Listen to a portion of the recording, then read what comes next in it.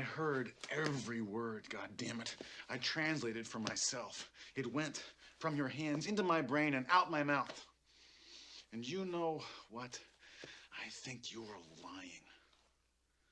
I don't think that you think being deaf is so goddamn wonderful. I think that you're scared to death to try. I think that it is nothing but stupid pride that is keeping you from speaking right. You want to be on your own. You don't want to be pitied. Then you learn to read my lips and use that little mouth of yours for something besides showing me that you're better than hearing girls in bed. Read my lips. What am I saying? What am... Man, you want to talk to me? Then you learn my language. Did you understand that? Of course you did. You've probably been reading lips for years, but that's the great control game, isn't it? I'm the controller. What a fucking joke. Now, come on. Speak to me. Speak. Speak to me.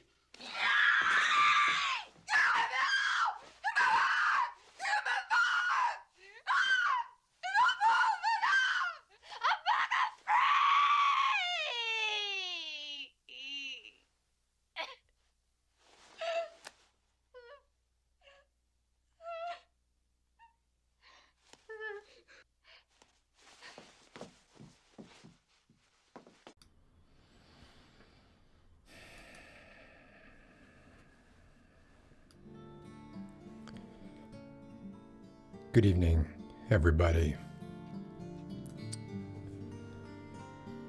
How y'all doing? That was a scene from Children of a Lesser God, which I referred to a little bit last week.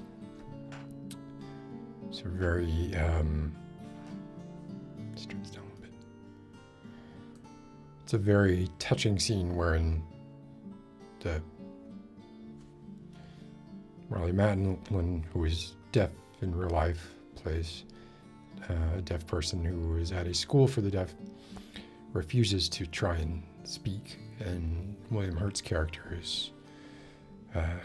goes there as a teacher who tries to get deaf people to learn to speak, and Marley Matlin's character challenges that assumption that deaf people need to try and speak, and that they should just use ASL, and he's constantly pressuring her, they have a relationship, all that kind of stuff. And close to the end of the movie, it's actually not even really that close to the end of the movie, she finally speaks and has that emotional sort of outburst that you see there, where she clearly, she's had this front up the whole movie of being very tough, and she's just ashamed. She's just ashamed of the way that her voice sounds when she speaks. Heartbreaking, because William Hurt is so clearly wrong for the length of that movie. Well, I thought it was touching. Different people have different interpretations of it. As I said, I have an ex who saw it and burst out laughing when Marley Matlin spoke. I thought it was pretty powerful. Maybe touching is not the right word. Powerful. A powerful scene. A powerful movie. I believe Marley Matlin got an award for best act. I think it was still actress at the time. So there you go. Hi. How's everybody doing? Let's see who we got here. Elliot is here. Pavi and Michael. Q. Colorful Dreams. Lexi.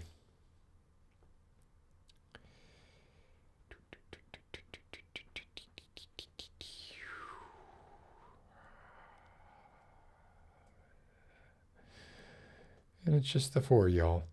Lady Nervar. Hi. Maddie. Hello, Maddie. Nothing at all. I do not know. You are an unknown quantity. Identify yourself.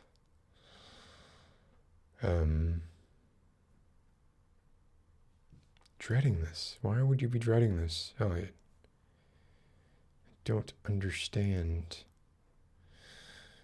Lexi is referring... Oh, cyberpunk. Yeah. So, my lesson there is Cyberpunk 2077 was not designed for the PlayStation 4. Clearly, it was designed for PCs or next generation of consoles. But there's supposed to be a bunch of patches they're releasing for it. I don't care if it looks great or not. I just want to be able to aim without huge amounts of lag. So, if that works, then I'll get back into it. Honestly, I haven't played it. It sort of let me down. But I'm definitely willing to... Oh my gosh, it's Indigo. How are you doing, Indigo? I assume that is in reference to the minute or so of Children of a Lesser God. Neopossium Parna, howdy.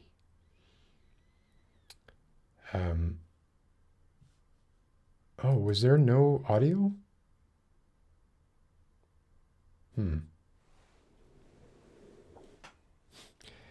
KJ, how are you doing? Oh, I guess there was audio. It's good to see you all. Butterfly Composer, I have not forgotten that you are, if you want to talk, you're first in line. Yeah, I guess touching is probably, not quite the right word there. LQ Flores, new, I don't recognize you. Maybe you've lurked in the past.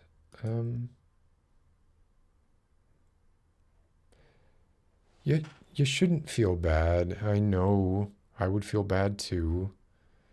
I feel bad generally in situations like that where I have someone that I have to give bad news to.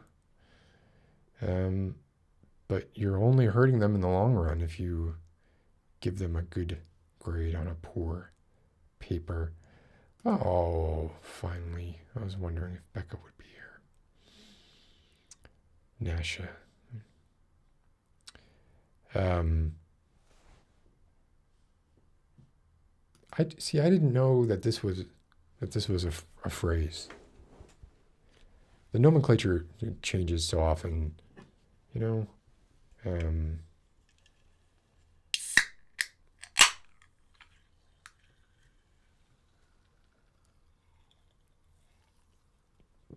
But yes, PG is a connoisseur of the jazz cabbage. It has paraphernalia that would make most chemists blush, I would think. A silent voice. Oh no, animated. No, I don't know it. Sounded familiar, but if it's animated, I do not know it.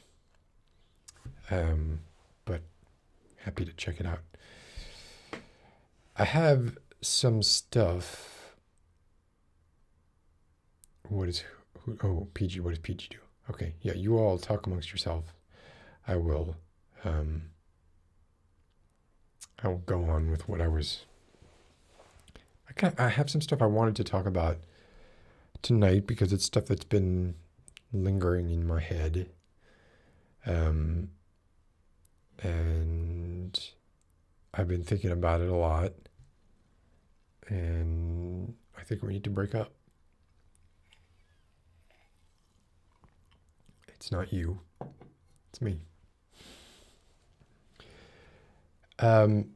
I will tell you what I am announcing this here right now. So next week, it's poor form at the beginning of at the beginning of a stream to start talking about next week's stream.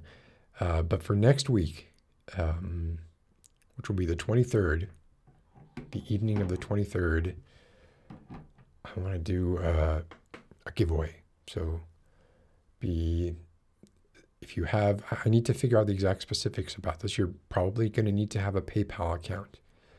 But I want to do some kind of, just like $100 or something to American, to somebody, because it's such a small group of people that comes, and I feel like y'all are friendly with each other, and you'd be happy. Whoever wins, you'd be happy, right? So because it is the holiday season, just wanted to do that, but I'm going to need to figure out a way to make sure that it's fair. And even if it's like, if it turns out that like, there's a bunch of y'all who are just like, oh, this person actually needs the money most. Let's just decide to give it to this person. Hey, do that too. Hey, Roma Check 75, you have a new avatar, which, I'm better at associating images with things than words. I hesitate to call that a name, really. Oh, Poppy, we're all winners already. Well,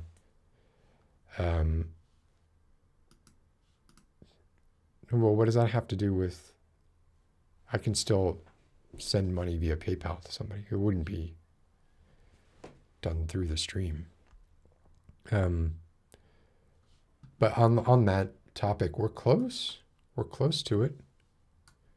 You have to have 4,000 hours, 4,000 viewed hours to be eligible for monetization.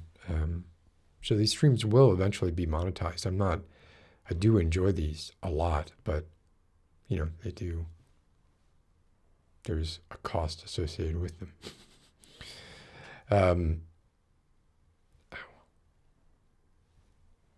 Yeah, see, this is the kind of thing that I knew it. Like, I knew this kind of thing would happen. And this is fine. And even if y'all want to just decide, hey, who needs this money the most? This person. I'd be fine with that. But I want to, before that, I want to come up with probably a wheel-based way to do it. You'll notice here there's seems to be somebody went through and wrote bad and good on each one of these. I've erased it as well as I could, but that was my son, and seeing that made me long for a time when it was that simple. You were either good or you were bad. So he wrote bad and good on a bunch of these, and when he was over here, he would just spin it, and it would land on good, and he'd be like, yay, I'm good. And then he'd land on bad, and he'd be sad, and be like, oh, I'm bad.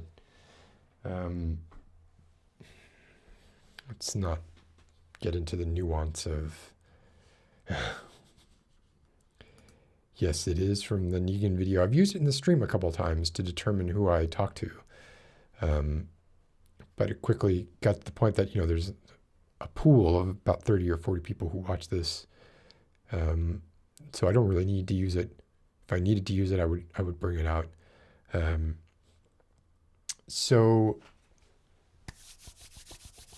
Katie Sutcliffe, this is your first time watching. Can you get a shout out? No, I'm sorry. No shout out for Katie.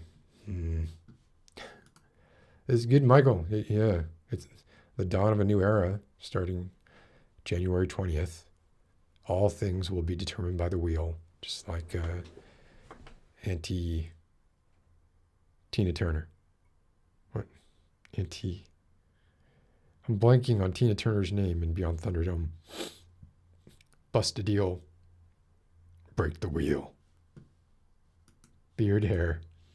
Well, I am going to have to cut my shape. No, I'm not doing this. I literally was like, I'm going to have to be shaving pretty soon, but no, I am not going to. I think that's a good idea, Q. I think that's a good idea. Make it opt-in. Alternatively, you can always, turn it down. And I'm not encouraging, I don't want people to feel bad taking it. That would defeat the purpose, right? But anyway, so moving on from that. Yeah, see, look at this. I mean, you don't have to necessarily be broke or living in poverty to need money, right? Winning a well-loved ASMR prop. I think most people would prefer money, to be honest with you.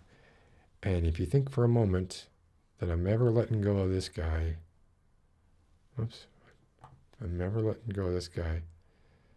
Never letting go of this guy. So you can forget it. He's brought me so much luck. Look at that color difference. I didn't match the colors. Not that I can really with that camera. I can do it with this camera. Hi. And I can do it with the wide camera because they're both black magics. You're a Canon. Can't do anything about you. Sorry.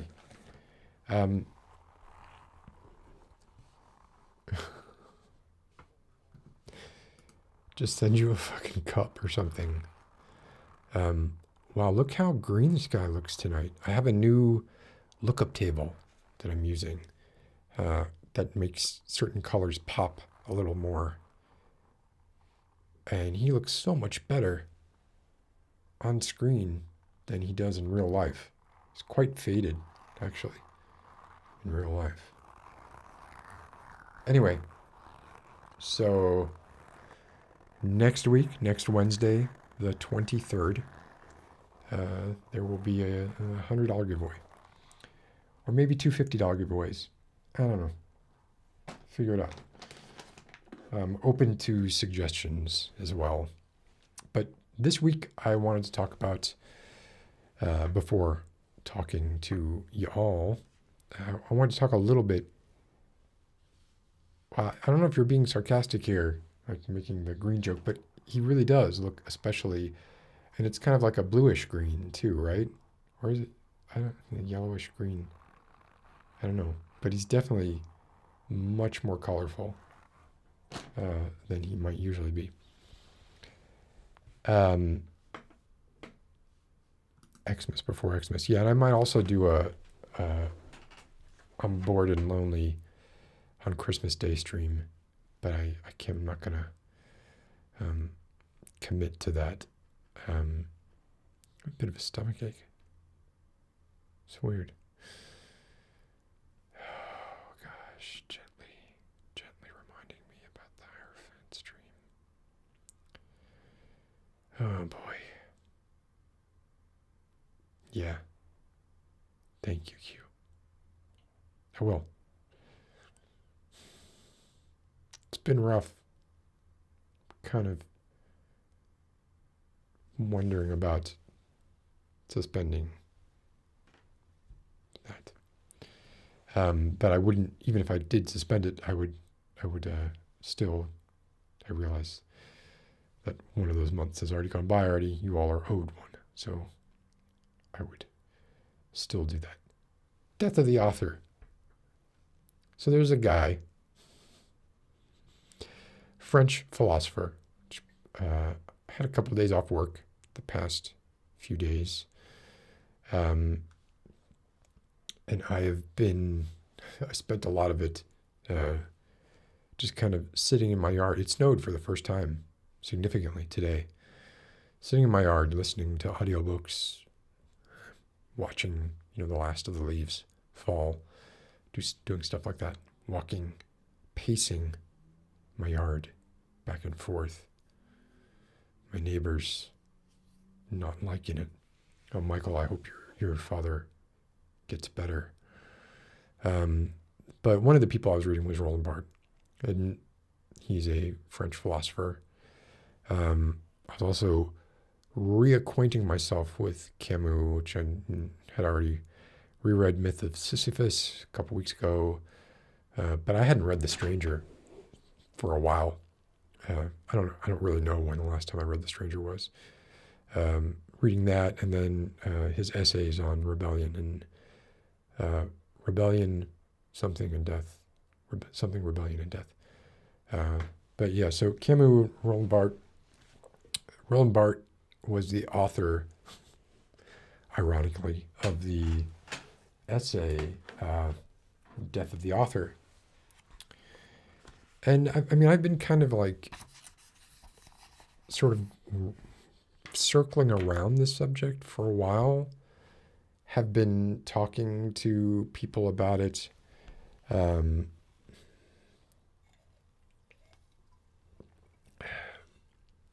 Exploring my own sort of feelings about it lately, in large part because of the pandemic, because there has been a lot of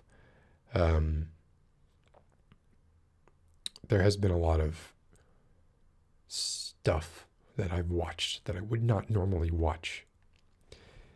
And it began with a sort of, well, I need to stop watching things, but then it started to apply to like reading things too.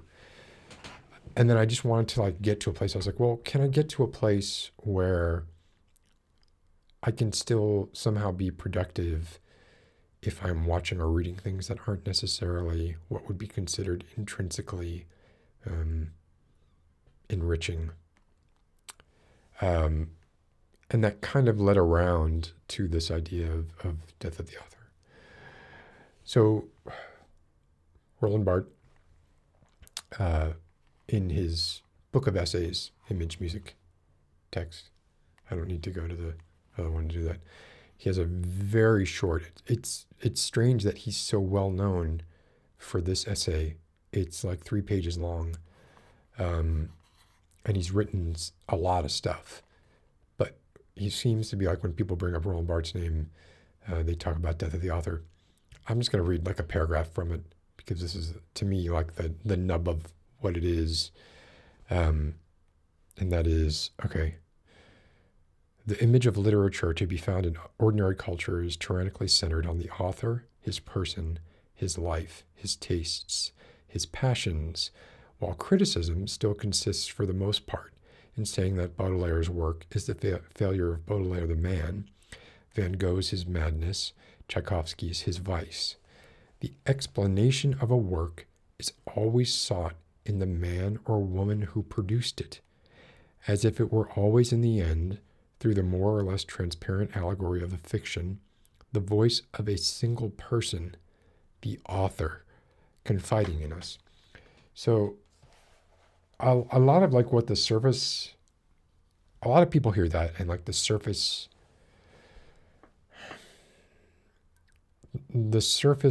meaning of it, I feel like gets lost. Like I think a lot of people, and I could be wrong, but I think a lot of people view this as well, you can separate the art from the artist. So, so-and-so could be an ethically or morally bankrupt person, and you could still enjoy their art. By the way, I generally, here's something I heard this week, a tangent. I generally cannot stand, and I hate listen to like actors on sets caught rambling. Infamously, Christian Bale rambling, like, screaming at a DP on the set of Batman. DP who's like doing some real work, gotten Christian Bale's fucking pretend universe way, and the entitlement of actors is very few things get my goat. Jared Leto doing his Joker shtick where he's sending people stuff and acting like an ass and saying it's part of method acting. Just like all that kind of stuff gets to me. But I did hear, and generally I don't like Tom Cruise anyway, right? Although I thought he was good in The Outsiders, and thought he was good in Risky Business. Um, oh, you know this, Lady Nerevar. Yes. So I happen to know who this DP is. And he's a very well-respected DP. I can't say his name, but I know who it is through my admittedly tenuous connections with some people who work in cinematography and film. He's super well-respected. Super well-respected. I think probably people know it. Oh, hey, Jessica. Yeah, but see, you're saying the Tom Cruise freak out. I'm actually saying this is one case where I was like, yeah, that's okay. Like even in like being John Malkovich, there's a scene where John Malkovich is berating, or not berating, but he's being very sort of like, let's get this in one take. This is really, we need to just, if there's not something super essential going on, I don't want that happening. We need to really get this in one take because all these people are wearing masks of me and it's very hard for them to breathe and all that kind of stuff. Like, okay, right. Yeah. But you know what? You're a friggin' actor. It's not your place, right? This is the place of the director, or the assistant director. Anyway, Tom Cruise apparently went off on a bunch of people who were not properly socially distancing on the set of his new, I don't know, Mission Impossible 12 or whatever it is. But it was like the stuff that I heard him say, the guy has a God complex. Of course he does. But some of the stuff that he said was, I thought, spot on. He was saying, we're an example, right? Like we are setting the example. Like Hollywood is shut down, essentially. And if we can't make this work because you all aren't adhering to the COVID rules, and essentially if we get shut down because y'all get COVID, that's it, right? Like nobody else is going to be able to be making movies either. And all these people are going to be out of work. So you really need to take this stuff seriously. And again, I'm not a Tom Cruise fan, right? But I did think like that was one case where I was like, yeah, if I was, especially because Tom Cruise is funding, a lot of this, and apparently like had to, what was this? It was two people seated at computers 6 feet apart. I didn't know they were sitting. Sounded like they were just. Maybe I didn't get it all of the proper context, but it sounded okay to me. Anyway, so back to death of the author. So I feel like most people use that as a way to sort of divorce the ethics of the author from, especially for instance, right, like in cases where a long amount of time has passed and the ethics of a certain era don't gel with the ethics of today. And there are things that might have happened that might make you say, oh, this person's a bag of crap, right? So I'm not going to watch their movies or read their books or whatever it is, right? So some people use it to kind of as that sort of a distancing thing, but the more that I was thinking about it, and I know that I'm not the only person that's thought this, I'm sure. Oh, yeah, Jessica. Right. This is what I read too. Yeah, like he basically personally paid to make sure that they could all isolate properly. And of course, the guy is rich as hell. Yes, exactly. Yeah. Oh, yeah. Yeah, his cat's name. But I mean, even for Lovecraft's time, I mean, even if you take into account the era in which Lovecraft lived, he's still a pretty crappy person. It is true, don't meet your heroes. But anyway, what I was going, like where I was heading with this was, yes, if you so choose, I find I cannot really watch Woody Allen movies anymore. Not because of the Soon Yi thing, although I think that's crappy, but because of the allegations of sexual abuse um, of his daughter, which I don't 100% know. And I know like one of his sons has come out and said essentially the opposite of what Ronan Farrow says, and has basically said that, Mia Farrow is, I don't want to get into that. I used to love H.P. Lovecraft's cat's name is the N-word. So anyway, used to love Woody Allen's movies.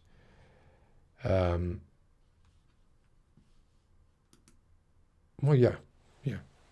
And look, I'm not taking a stance on this one way or the other. Like I said, like I can't find myself. I have a lot of trouble watching Woody Allen movies now. Whereas if you ask me my top 5 movies a decade ago, 2 or 3 of them would have been Woody Allen movies. And Katie, yeah, something to be said for this as well. But I'm looking at this in a totally different way. Like I'm looking at this as an opportunity. And let's, not talking about morals, not talking about the standing of an author, but instead basically saying,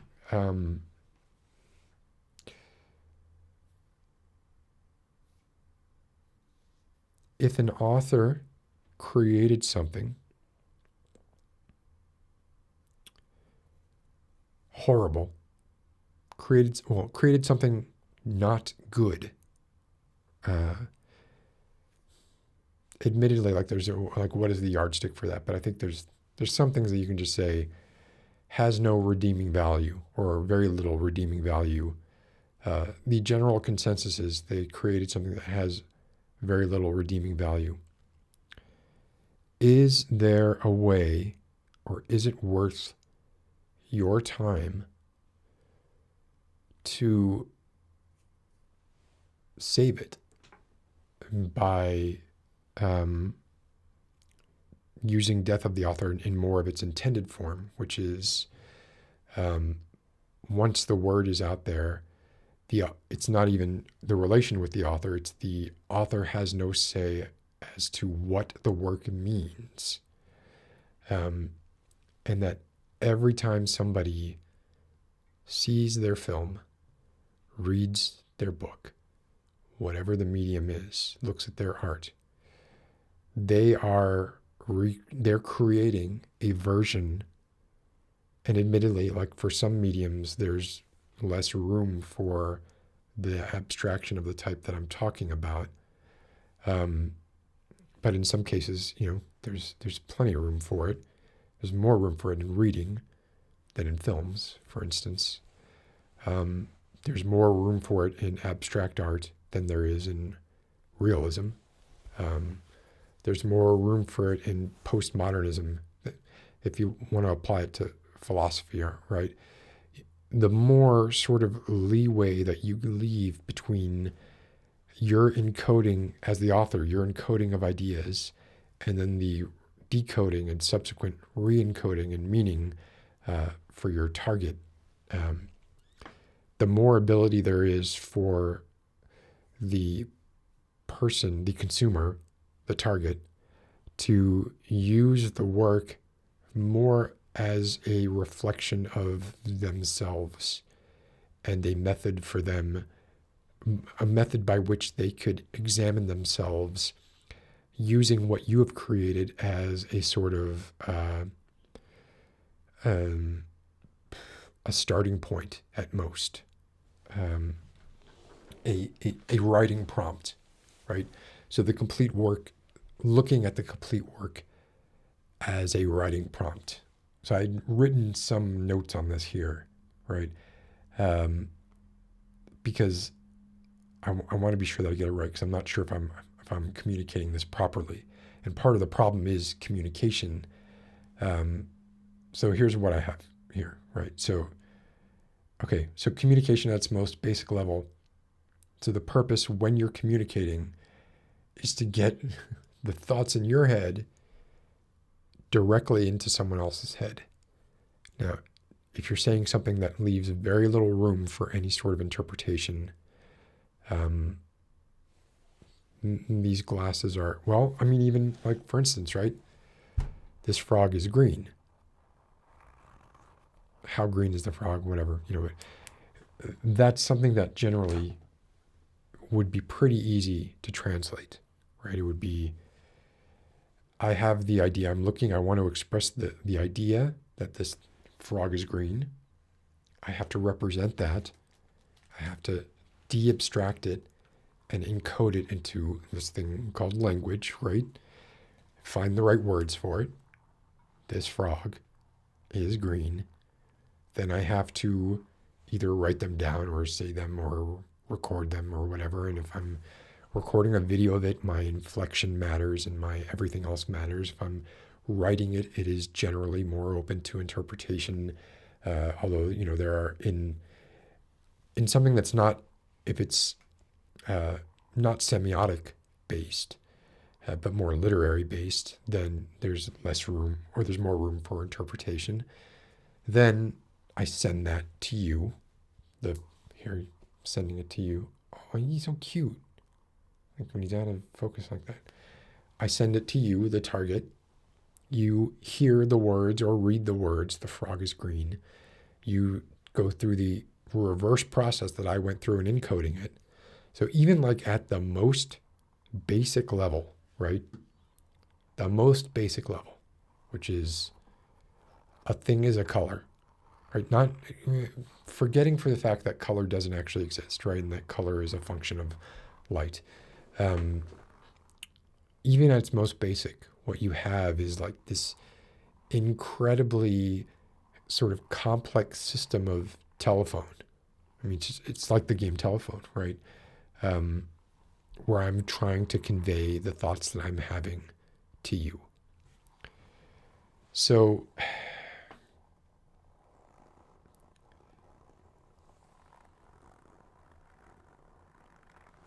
I'm sorry, I'm getting caught up in that. Like, what are the things? There's so many things. Because when people create art or write or create something, it's never the frog is green unless you're, and if you want to, sort of, this is not a pipe kind of, Rene Magritte it or something, you could do something like that.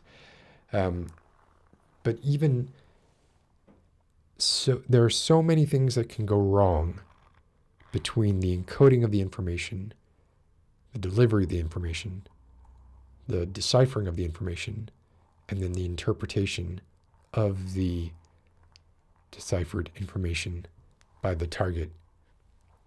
Even if we assume the cleanest possible transfer, let's say the information is cleanest possible information, frog is green. Let's say my target is my identical twin, and we were born and raised in the same house. We have almost identical life experiences. Like, even in that case, there is still some room for fudging of the information there. So I think another example of that would be like, your identical twin, even something you write, that you go back and look on 10 years later, you're not viewing it the same way, right? So if we go through that and we just say like, okay, so in the author's head, you have the thought, the idea, and then you determine how to represent the abstract idea in what Schopenhauer would call the representation of the idea. Right there, there's this assumed fallacy of the author's intent is to be as clear as possible with their thought or idea. That's, in creative work, that's not the case. The frog is green. Like we just said, like a Rene Magritte would be, this is not a frog, right? So we're already assuming that the author's intent is to be as clear as possible. Even if their intent is to be clear, often like there's just other things that get in the way. I may not want to say, like it could be, I might sacrifice clarity for the elegance of prose, or for the words that I want to use, rather than the words that are actually the most accurate. So then that idea is encoded, that representation is encoded in language, like I was talking about before. And then we have another weak link. Like there's so many weak links in this chain, but there's another weak link right there. And that's the ability of the author to represent their ideas using words and sentences. So if we're focusing in a little bit on writing here, because that's mostly where I've been applying this. So different writers have varying ability to do this. And when you talk about an author who is better, say, at painting a picture in your head, I think Lovecraft is pretty good at painting pictures in your head. I think Poe is better, but that's not really I prefer Poe to Lovecraft because of his stories, not because of his prose or his descriptions. But different people, different writers have a different ability to do this. And by way of example, like just think of the number of times you've said something you thought was very simple to somebody and they totally misunderstood it or misheard it, or you texted something to somebody and they misinterpreted it. The simplest things, right? There's all of this ground for all of this misinterpretation to happen. In a case where you get instant feedback from somebody, you can re-express yourself, express it a different way, try another way to get your point across, or what is it you're trying to say across, kind of like I'm doing here. But a writer doesn't have that two-way street. A filmmaker doesn't have that two-way street. I right now have that two-way street, which is cool, which is what I love about it. So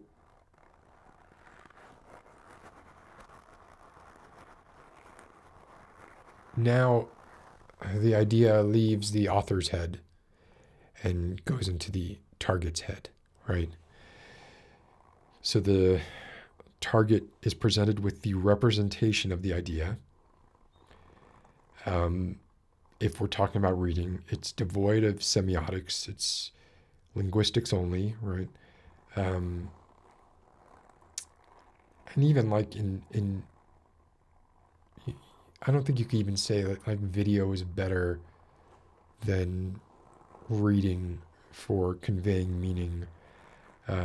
They both have their strengths and weaknesses. So the target interprets the representation into their own idea. This idea might like roughly match the author's interpretation. It might exactly match it. But there's so many ways it can go wrong that it's likely to diverge significantly, because they're doing their own encoding with their own implicit biases, with their different understanding and comprehension of language. The way they think about ideas, there's always that sort of bias in the reader or the consumer to try and get what they're reading, to try and extract as much meaning as possible, and therefore to have it sort of fit maybe an a priori assumption they already have, especially if like an earlier sentence gave you the idea, the reader, the idea that I think this is where this author is going with this, and this resonates with me.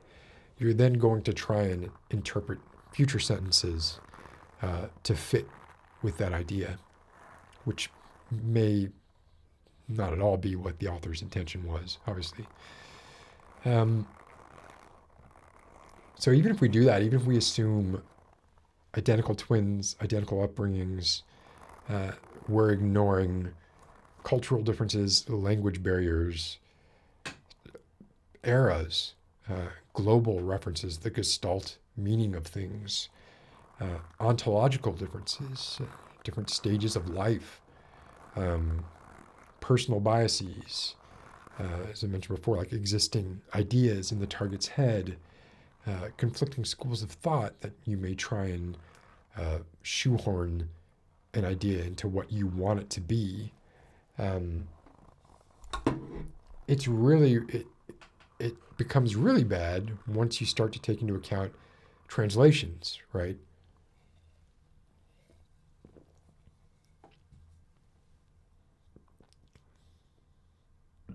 Excuse me.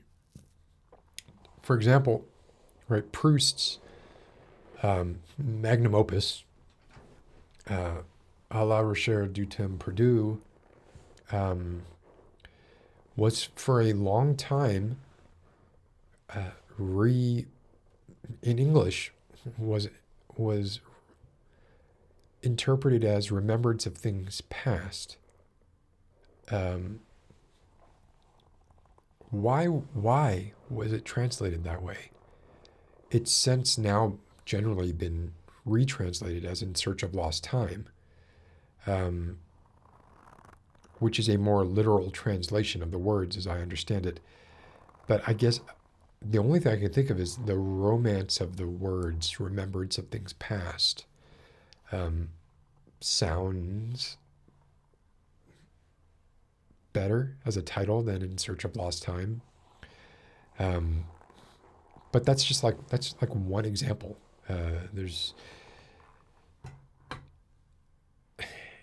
So here's what I'm saying. And I feel like I've been going in circles around this a lot. Imagine reading a work written by someone from a completely different era, from a completely different part of the world.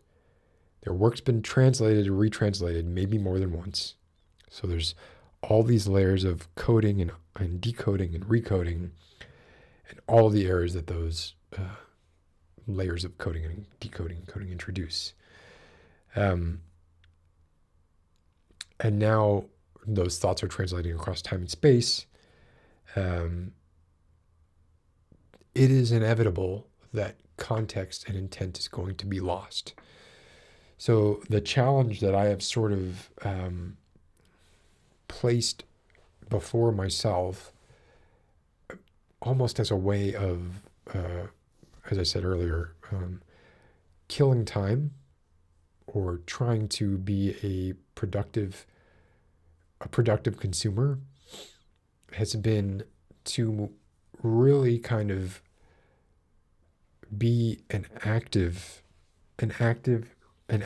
part of the process of recreating what is going on in my head as things go on.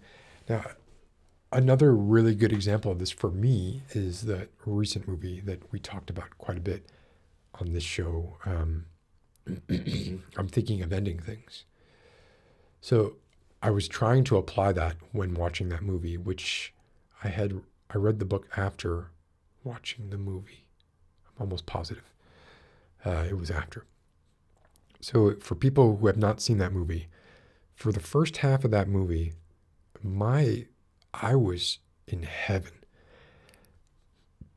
I was in heaven because there were so many possibilities. Like that was just like I felt like that was Charlie Kaufman and or Ian Reed saying, okay, we're going to take this rather simple idea of a couple in a car trip going to visit one of the couple's parents, and the other person in that couple being very uncertain of the relationship. And we're going to turn it on its ear and make you question everything about the setup that we're showing you. So for the whole first half of that movie, that's what I was doing. I was creating in my own head all these different scenarios of what could actually be happening as I watched it with Ardra, and I remember she pointed out, and this was a problem with having subtitles on, was whenever subtitles refer to somebody who's off screen, they put the name of the person, right? So if somebody off screen is talking, the subtitle will have the name of the person talking and then their dialogue. If they're on screen, they won't bother with the name. Whenever the girlfriend was off screen, the subtitles always just said woman. And so I don't think that was a case of the subtitles tipping the hand early, which can happen a lot with subtitles. It's one of the reasons if I can avoid it, I won't have subtitles on, even though I can't stand the fact that, like, compared to the volume of dialogue in most movies, the volume of everything else is twice as loud. And we've got, the TVs that are produced today, unless you have wonderful sound systems, the speakers that come with them are very tinny in the registers that produce voice, which is ironic. I guess because it's a little more impressive to be able to have like some boomy bass or something. I don't know, but the point is the clarity of the spoken word gets lost a lot, which is why if I'm rewatching something, I'll usually put the subtitles on, and often I'll have missed entire bits or words or sections and not even realized it. But I think in that case, it gave away something it wasn't supposed to give away. I didn't notice it. The first thing I noticed in that movie was that the woman in the car claimed to know nothing, or claimed to be a poet, and yet didn't know who Wordsworth was. Who you can't be a poet and not know who Wordsworth was. So I was kind of like, oh, that's weird that this person who is a poet doesn't even know who Wordsworth is. And then, started to notice that her sweater was not always the same color. And then from there, it just kind of turned into a whole bunch of different things. So for me, the first half of that movie was a playground. It was a playground for my mind to just kind of go nuts. And I was thrilled by it. I loved it. I was like, this is what movies should aspire to. This is how movies should be. Fell apart a bit for me at the end. But movies that subvert your idea of what they are, provoke you to think. And what I'm suggesting is that maybe movies don't need to provoke you to think. Maybe we need to just be more active consumers, and we can create our own better versions of the movies that we watch, or more personal versions of the books that we read. Maybe better is not the right word, right? More edifying versions of the things that we consume. And by virtue of doing that, we are becoming authors ourselves, and we are creating these things ourselves. And if you come up with a great idea based on a misunderstanding of something that you're watching, that's not stealing. That's your brain saw something it wanted to see, thought it was a good idea, and then maybe when you figured out that that wasn't actually what was going on there, maybe you were a little disappointed. And you're like, oh, I kind of wished it would have gone this way. But now that idea is yours, and you can take it and make something out of it if you're so inclined. So that's like an hour right there. Let me go back here and be sure I didn't miss a whole bunch of stuff. Right, this is the Library of Alexandria, right? Burned to the ground.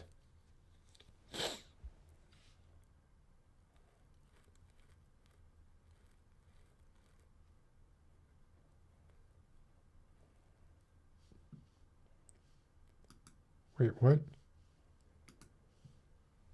I thought I'm not trying to. I'm trying to be. Oh, hello. Damn it. Damn it. Václav. Yes, got it.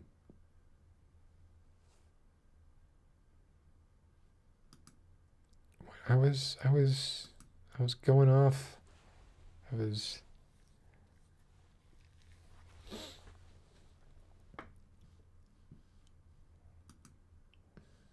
Hello, live from Pelham's Wasteland. I'm not.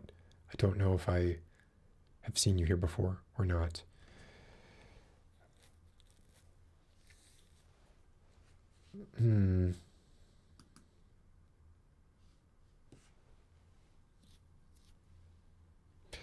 Yeah, I mean, people can change, right? I don't think we should condemn. That's becoming a bit of a cliche, but your life shouldn't be defined by the worst thing that you've ever done.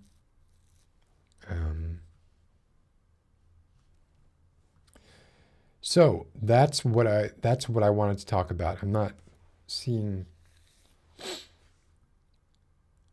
there's anything here I can argue. I want to argue about it. Hello, Noct Hexen. Good to see you. Well,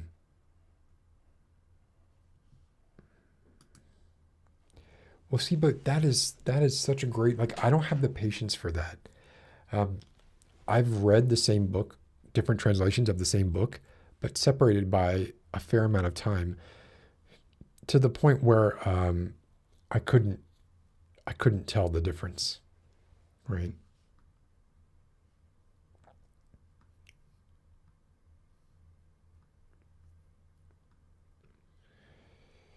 Oh, Maddie, good night. I'm sorry. I went on too long. I'm not going to spoil.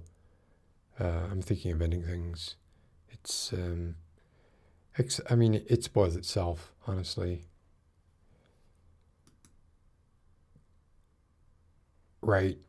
Yeah.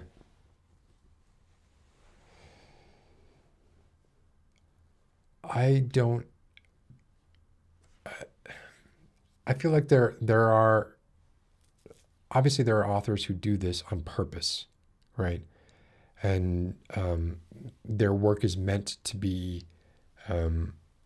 interpreted, and you're meant to put in the work, right? You're meant to do that.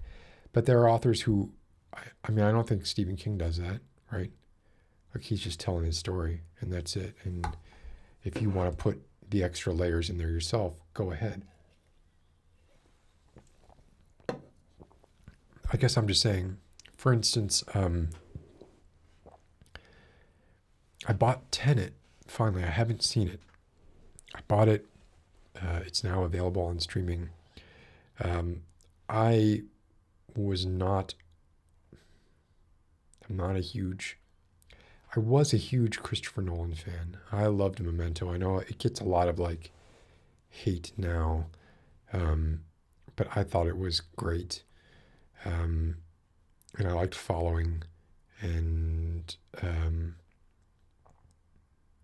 wait, was Pi was not him. Pi was Requiem for a Dream guy. But like Inception, I remember watching Inception and just feeling like, you know, and I was talking about this the other night to a friend of mine. Inception purports to be like this really, it presents itself to be this really cerebral experience. But the only thing cerebral about it is the method by which these people get from one place to the other. It's a Michael Bay movie, but instead of Transformers, or instead of cars to get from one place to another, they're going into people's dreams. But I mean, essentially, it's a Michael Bay movie with like just this thin veneer of kind of I'm better than you cerebralism that I'm hoping Tenet surpasses. I'm already judging it in my head a little bit because I'm a fan of, and here's somebody who write like, oh. So Roman Polanski, obviously, a horrible human being, but he did have a movie called The Tenant, and at least when I watched that movie, some time ago, I remember thinking it was a very good movie. So I know they're different words, just similar.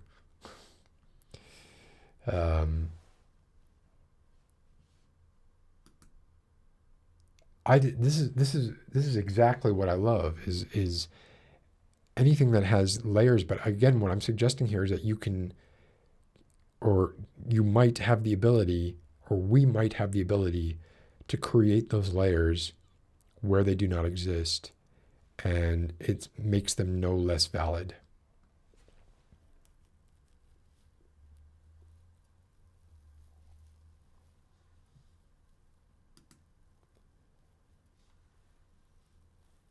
Oh.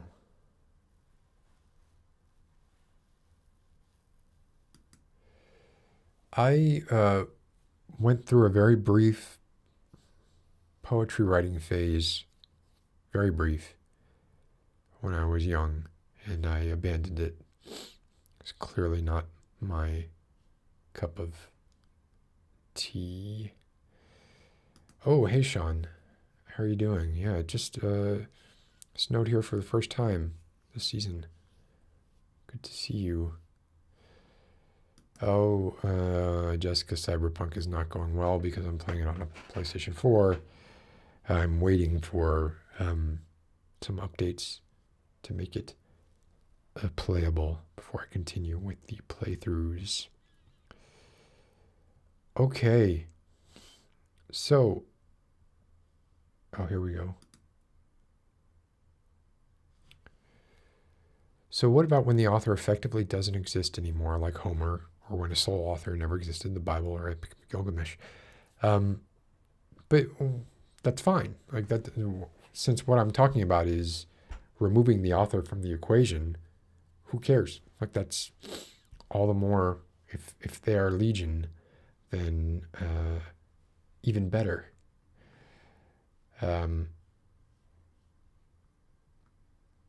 You guys are talking about polygons here. It's reminding me of Flatland. All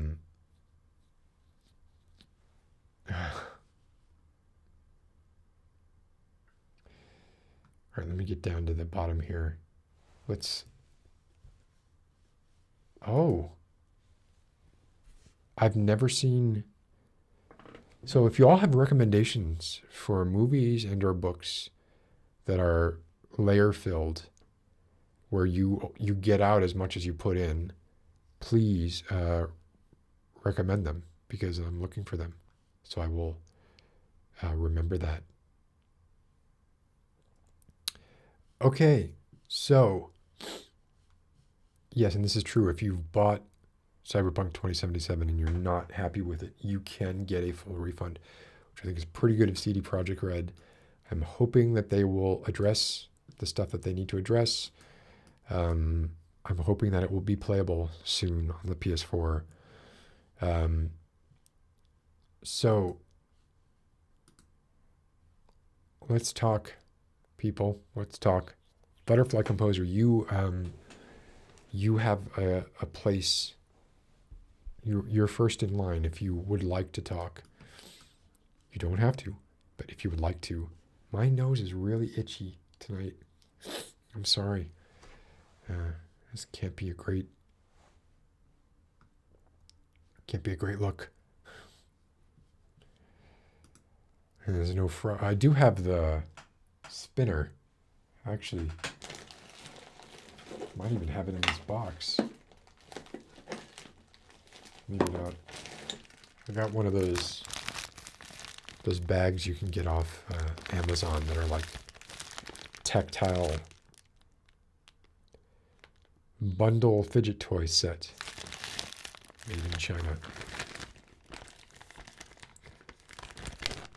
Anyway, if you have something you'd like to talk about, email the address you see down there saying I'd like to talk about, and say the thing you'd like to talk about.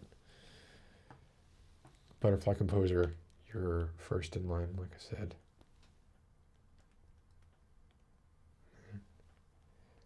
Of course, the color is not as nice. Ooh. Can we go over here and maybe get a slightly better? What else do we have?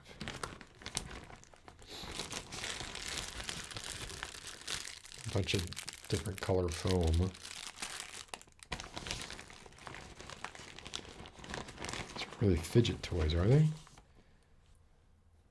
Marbles in what look like those finger traps. I guess I could fidget with that. It doesn't make a great noise, though. Coarse slime. I'm not going to open that right now. Oh, is that candy? I'm definitely not going to eat anything. Oh, one of those, you throw it, and it sticks to a thing.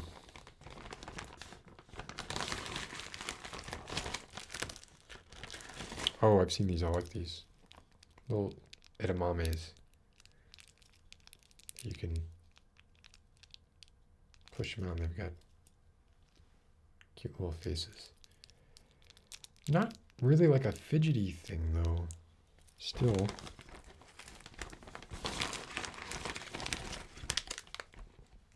This looks like it has promise. Let's open you.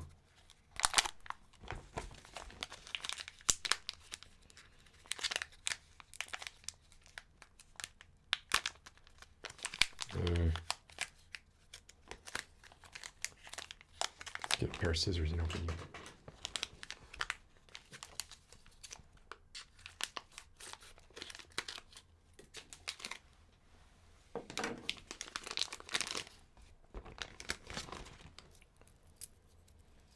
They appear to be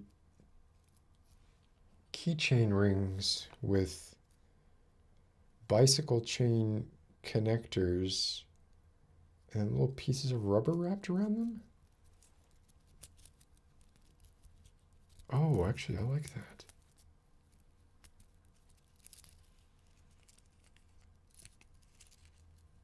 Yeah, they don't make great noises, but fidget-wise, really, that's the only fidget thing that came in here. Is kind of misleading.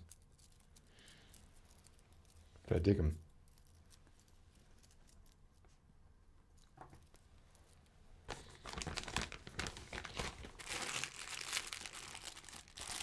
There is all the crinkle goodness. So the next time a bad movie is on, or a movie that you don't like, you know, maybe try and see if you can turn it into a good movie in your head. In your head. All right, let me check here. Doing ooh, ooh, woo. Ooh, woo. Oh, I also want to talk about Stephen Jay Gould tonight.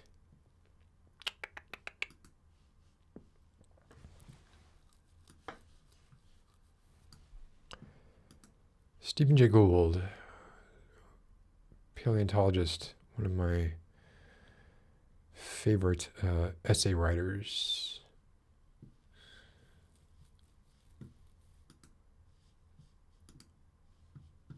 Let's see who is.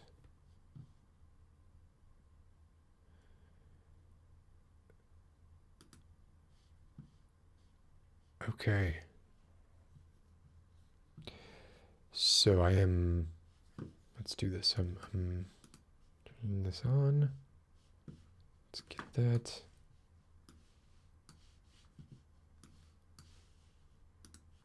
Copying the link.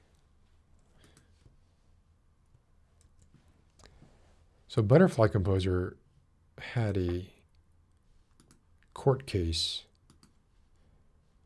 that he was a part of.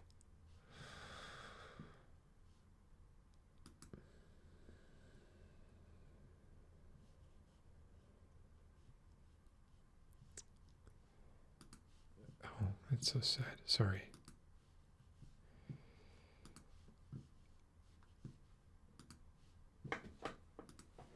So I just sent something out to Butterfly Composer so we could hear about this crazy court case that he was a part of, where somebody was arrested who was part of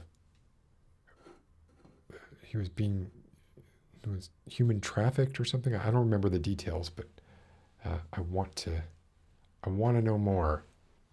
So Butterfly Composer, I responded to your email, so I'm waiting for your call.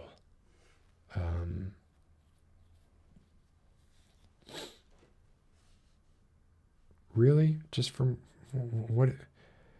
Like, I don't even really 100% know exactly what that means.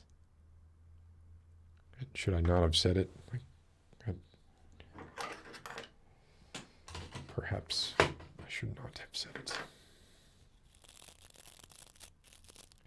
I'm not getting a call from a Butterfly Composer.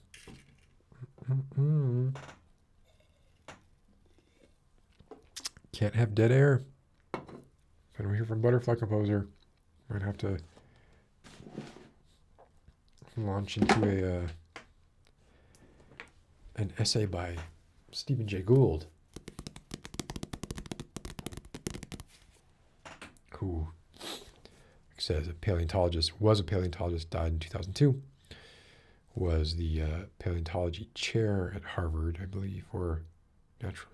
I think we got the Butterfly Composer calling in. Okay, so ladies and gentlemen, I don't know if this is legal. I don't know if these are facts that the Butterfly Composer should be revealing or not. But it's not my fault here. Aren't you in the UK anyway too? So, but I am eager to hear. I had so many questions. Like, it was too much to talk about in chat. There were just like so many weird questions about this case, and I'd like to know more about it. So I'm introducing, I think for the first time, we've never spoken, introducing to you all Butterfly Composer.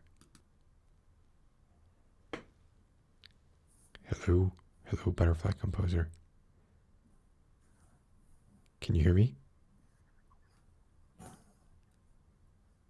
I think I can hear you. Can you hear me?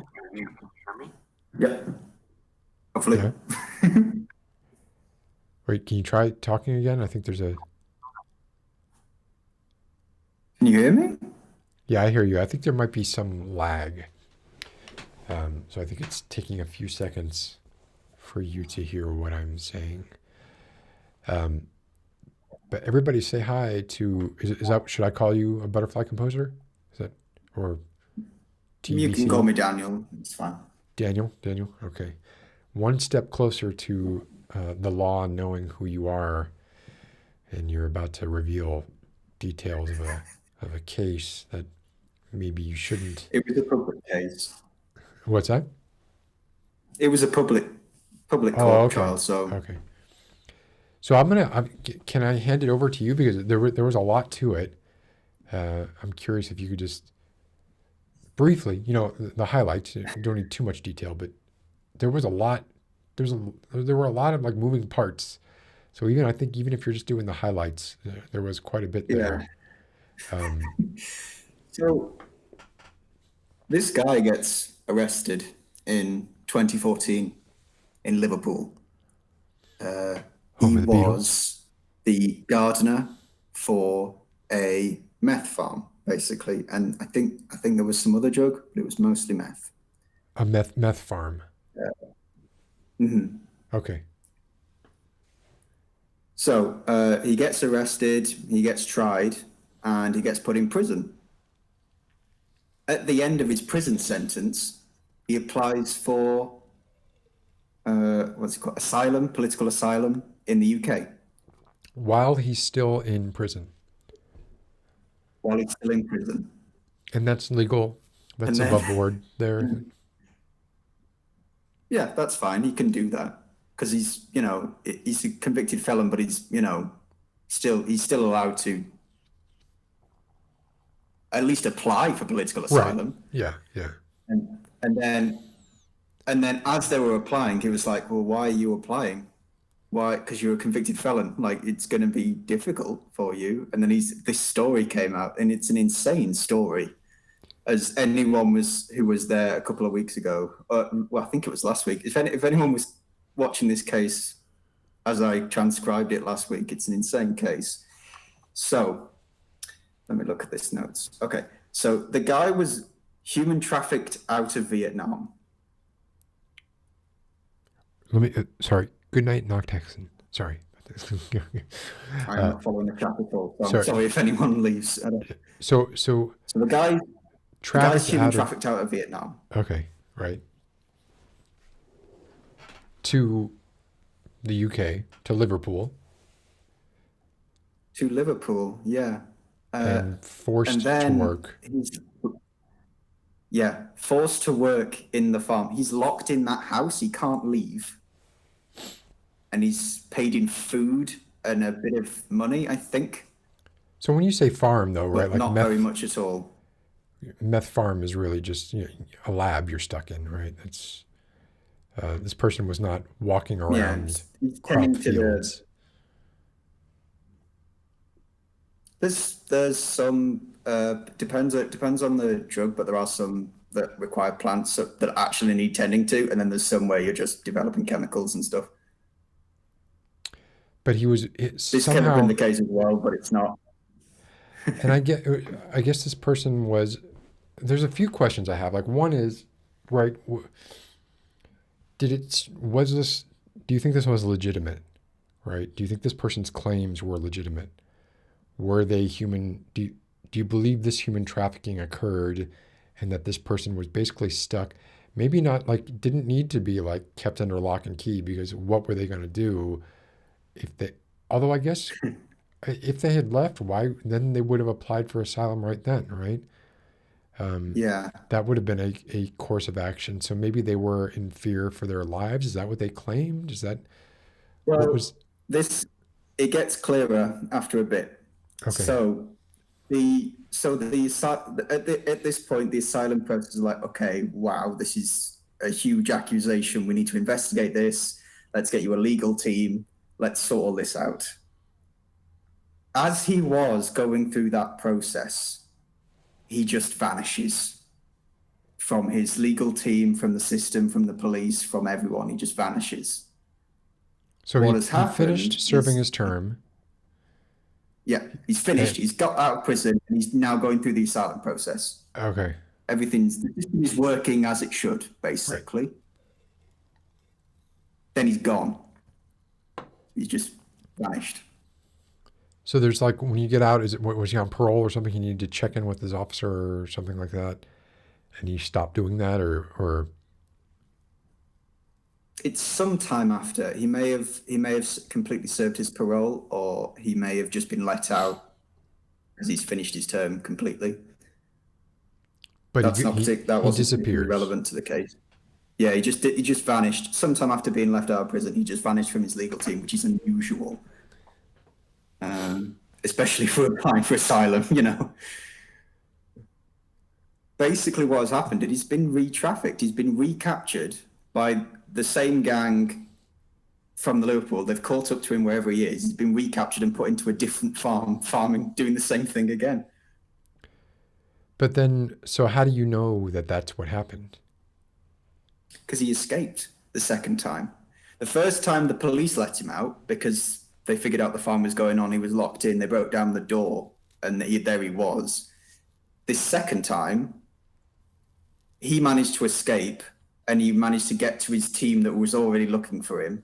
And then they managed to investigate and figure out what was going on. So this is how we know the first story is at least probably legit, because the second time is exactly the same as what he says happened the first time. So in theory, or it seems like his first sentence that he served, right, was unjust, right? He shouldn't have been put in jail. Although maybe, for him at that point, maybe he was like, well, maybe I'm safer in jail, which Yeah, it looks probably. like it turns out. This is probably what happened. Then, because of what happened, because he just vanished from the asylum service system, the government service was like, well, we're just going to reject your application then because you weren't here. Not taking into account. Then obviously then they countersued because, well, he was enslaved in prison. He was basically in prison again. That's not justice. Let's try and sort this out. The court above them rejected it, and then it ended up in the Court of Appeal, which is the second highest, And that's where you were. Like, at what point in this process were you? Okay, yeah. So what was your role? What were you doing?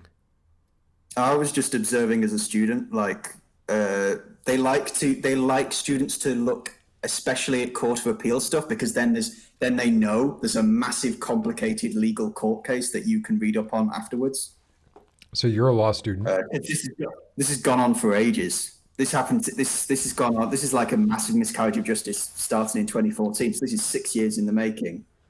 Two periods of enslavement, one prison sentence, which, as it turns out, was unjust, and a massive miscarriage of justice. When was his first prison sentence?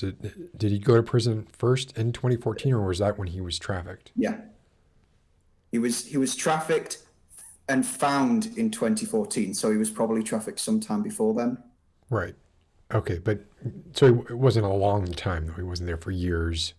He wasn't on this farm for years. It doesn't look like it because the police figured it out pretty quickly. Because it's a drug farm in the middle of Liverpool. They figured it out. Yeah. Well, Liverpudlians are, from what I hear, they've got a lovely accent and they write great music.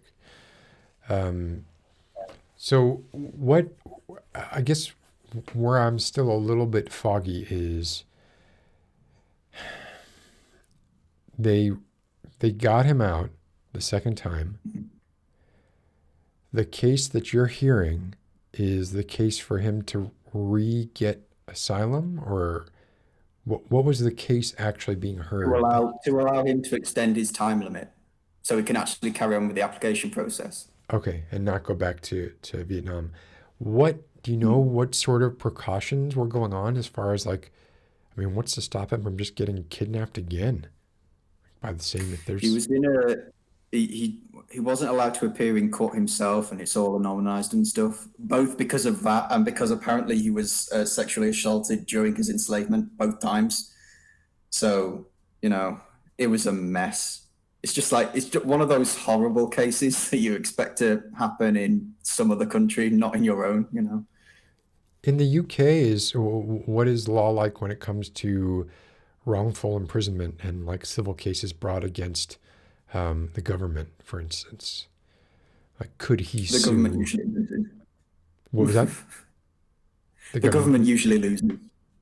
Usually loses. Okay. Yeah. So in theory, we don't have a constitution that protects the government. We just have essentially common law that's just thousands of years of procedure and stuff. So if you ever falsely imprison someone, you're screwed. That's just completely wrong. So in theory, this guy could sue the government. Maybe he is already, or in the process of starting to do something. He definitely should. Yeah. I don't know whether he's going to do that until after he's got the application process done. That's exactly what I was going to say. Where I was kind of going was well, on one hand, he wants asylum, so maybe he doesn't want to slap the hand that's feeding him yet. But the moment that he gets asylum, then maybe that's the same day he files this case against the government for wrongful imprisonment, or whatever it is, the equivalent is in the UK. Yeah. I wonder if it would be, I would think, immoral and possibly, I don't know if it's illegal or not to take that into account, but I wonder if considering that when they consider this person's asylum, they're like, oh, well, as soon as we grant this person asylum, they're going to sue us because we also kept them in prison for, what was it, 5 years or something? 18 months, which is the 18 months. maximum you can get for just, yeah. They gave him the maximum sentence. This wasn't like a slap on the wrist. This was like, you know. Well, what was he actually convicted of? Do you know what the? Have a look. I think it was just well, it'll be production, I imagine, because he wasn't actually selling it to anyone. He wasn't applying it, so it'll just be production. So it's not actually a huge offense compared to selling it on the Yeah, but they street could to still, someone. in theory, or at least in America, though, like they don't, they'll try and throw as much stuff at you as see what sticks, and hit you with distribution if you have an eighth in your car or whatever, because it was in your car. God forbid you drove over a state line or something. I'm sure it's worse over here when it comes to wrongful prosecution, probably. Although I'm that's anecdotal. I don't know if that's actually true or not, but seems like it might be. So what is you're in law school still? Mm-hmm. And what is your area of interest? What do you want to do? I say commercial law, but almost all of my stuff so far that I've actually done, pro bono, etc., has been criminal law related or worker rights related. I think that's probably just because of personal interest.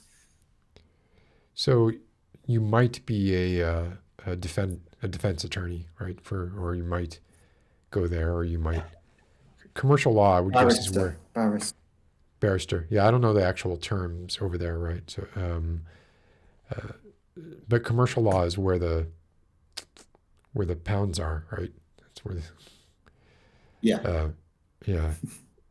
Hard to resist. Maybe you could put a few years in the trenches and then go. The prestige of a barrister is immense, though. Barristers are very separate from in the US, where basically a barrister is pretty much the top of the legal profession, to the extent that, like, the current leader of the opposition is a barrister. Like, do barristers apply to just litigators, whether they're defense or prosecution? Yeah. No, barristers are a specific field. You have to be a barrister to represent someone in court.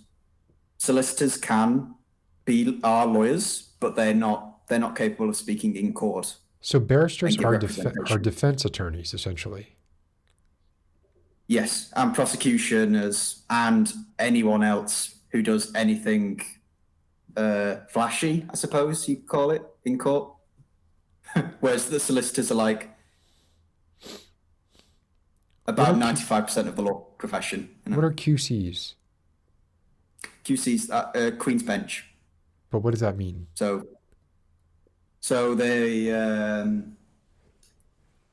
or Queen's Counsel, I suppose you'd say. They sit on more important cases. They're on the higher tiers of court. I don't know how you'd say it in the US because you have loads of states. Like the more federal. They serve on the national court. They serve on the national courts, so they're more likely to appear on the Court of Appeal or Supreme Court.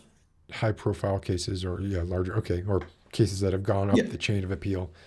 It's strange because over here, defense attorney is sort of the bottom of the totem pole, and prosecution is where everybody wants to be. There is not one member of the Supreme Court right now who does not have a past as a prosecutor.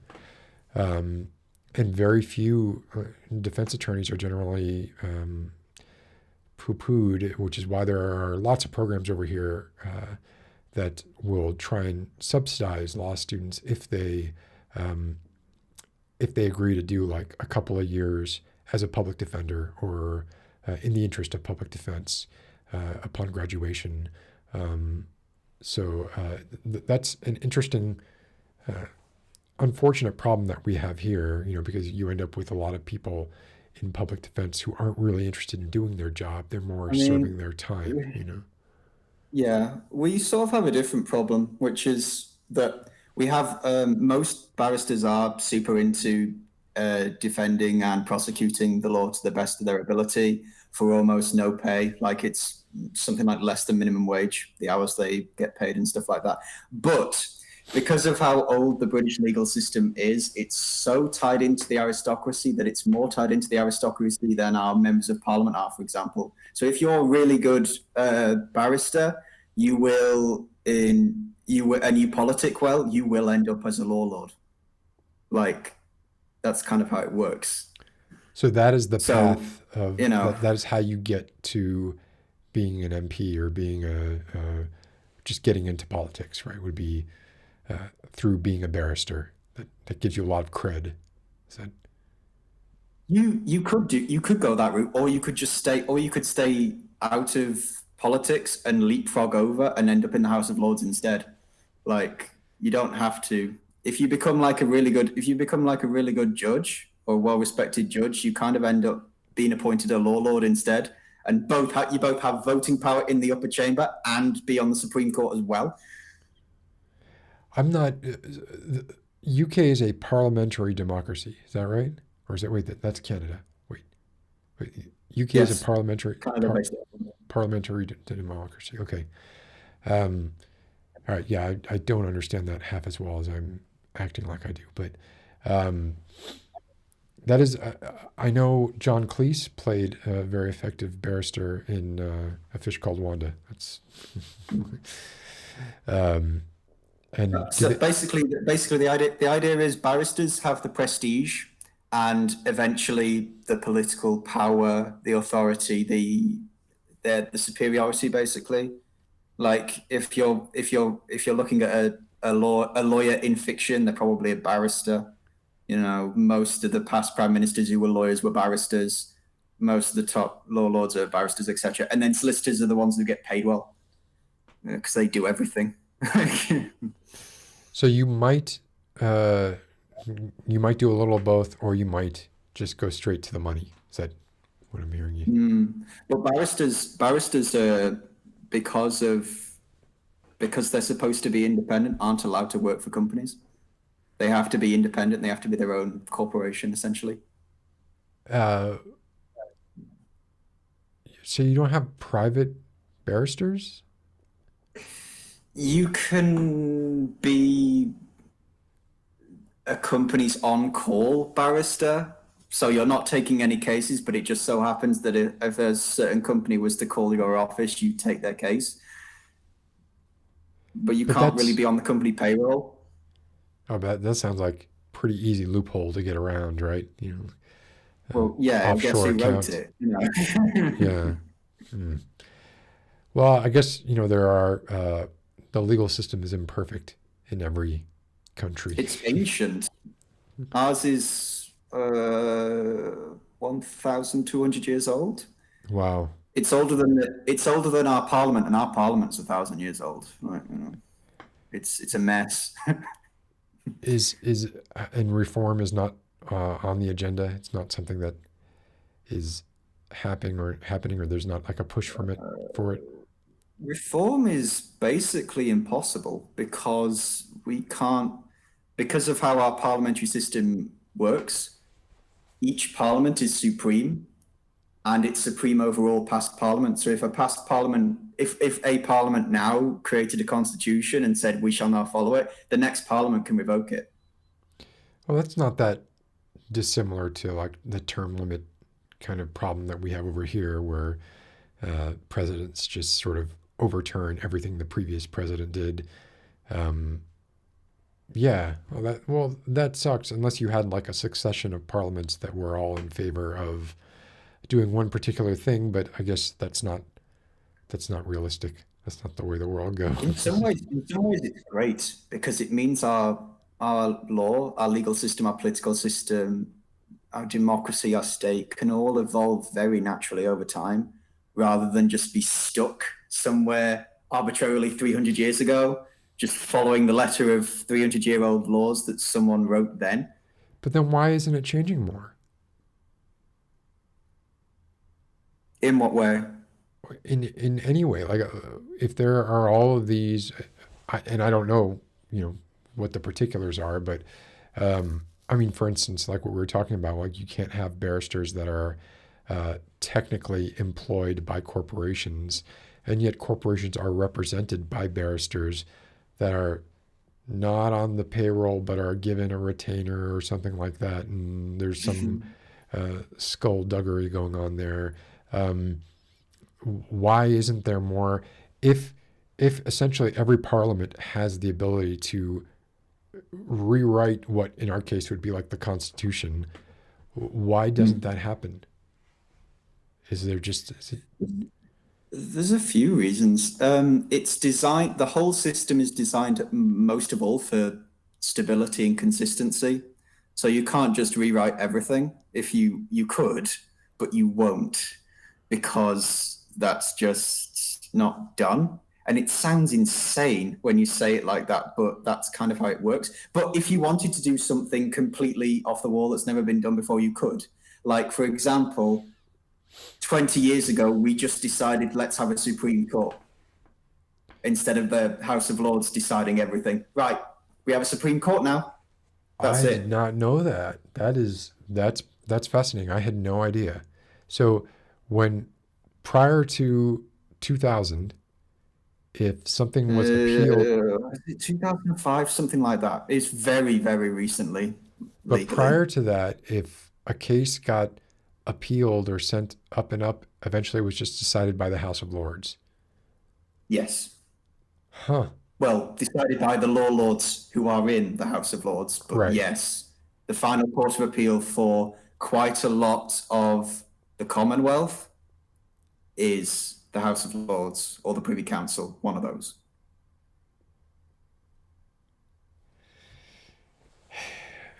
Right. America is in no position to judge. Sounds a little weird, but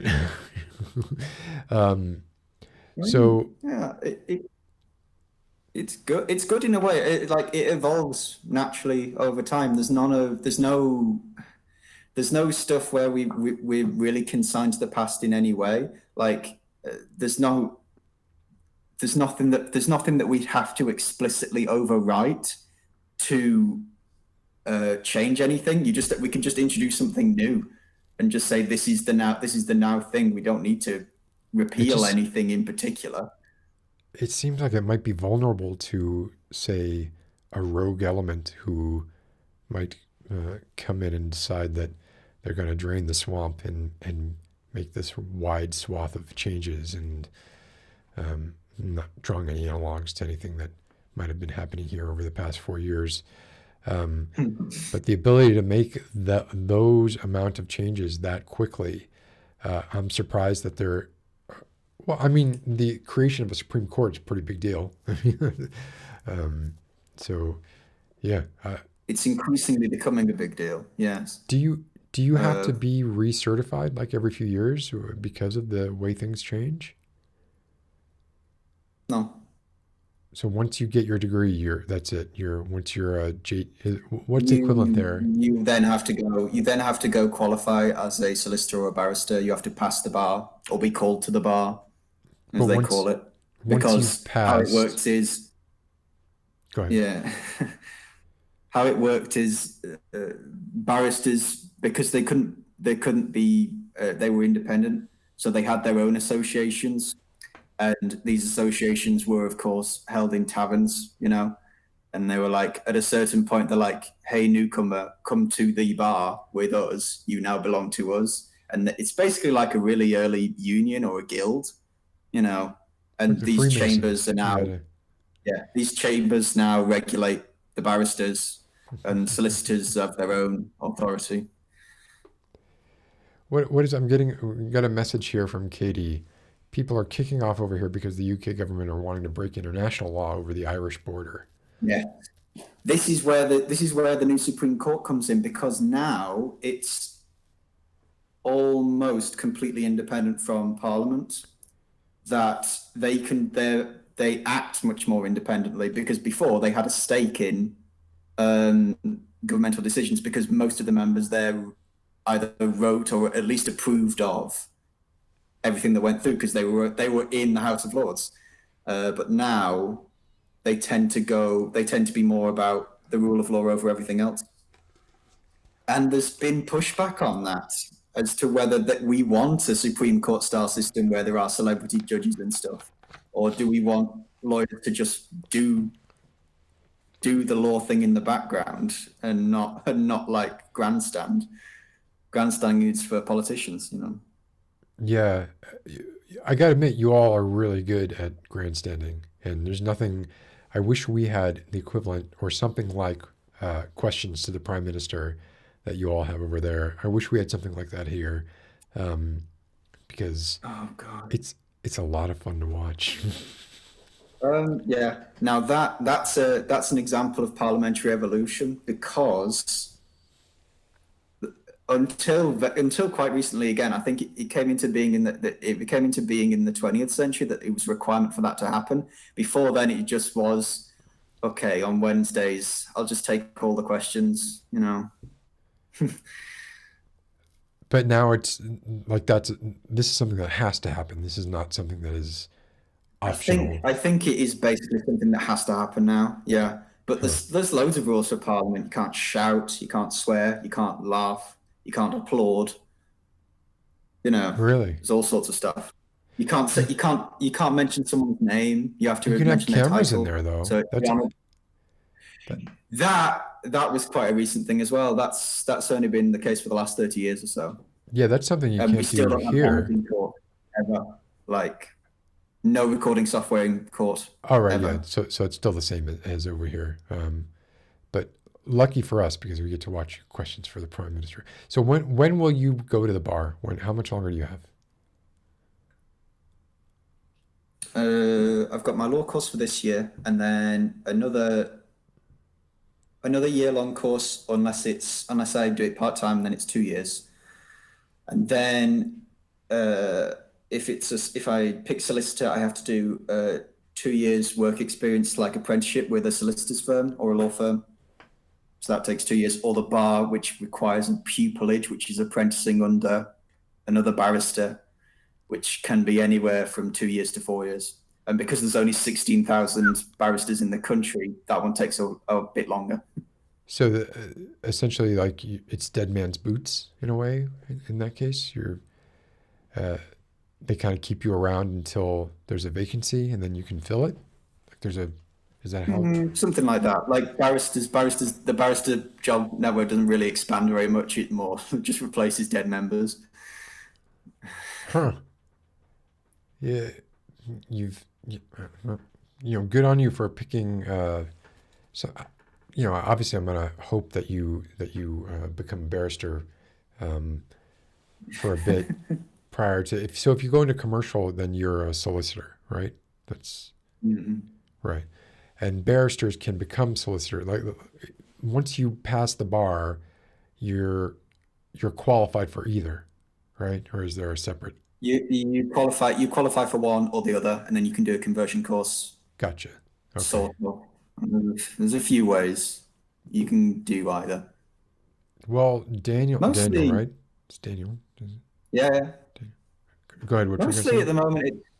Mostly at the moment, it's worrying about where our national law is, where our morality is, because that's not the same thing, and also how it applies to the EU law and to the European Court of Human Rights, which is not the same thing, but we're also signed up to. It's a mess. It seems complicated. Yeah, it seems like a pain in the butt to learn. It's so complicated because before this whole mess started, Britain was really good with EU law. Like we converted over really well, and we worked well with the ECJ, the European Court of Justice. And when we leave, we are going to pass into law all the current EU law that we haven't put on the books. So we're going to be completely on par with the EU in everything. So for the next 10 years or so, at least, all of the case law is going to be as it is in the EU, unless they change everything immediately. They can do if they want to, but they probably won't. I can't say that I envy you your position, Daniel. It sounds very difficult. It sounds like you have a lot to learn and a lot to like shifting sands going on. Um, Mm. so I It's wish you. because it's a difficult profession for anyone because there's not just the legal stuff. It's interpreting the law as you see it as well, and your own personal morality will come into that, as well as, legal ramifications and what's going to happen from your decision afterwards. So what you're saying is Especially in, death of the author applies especially to. especially in British law, because essentially the entirety of British law, if it's not parliamentary, is case law. So case law really matters. Like, our decisions matter. Like, murder is still case law. We haven't got a statute on the books that defines murder. Case law does. Common law does. Wow, that.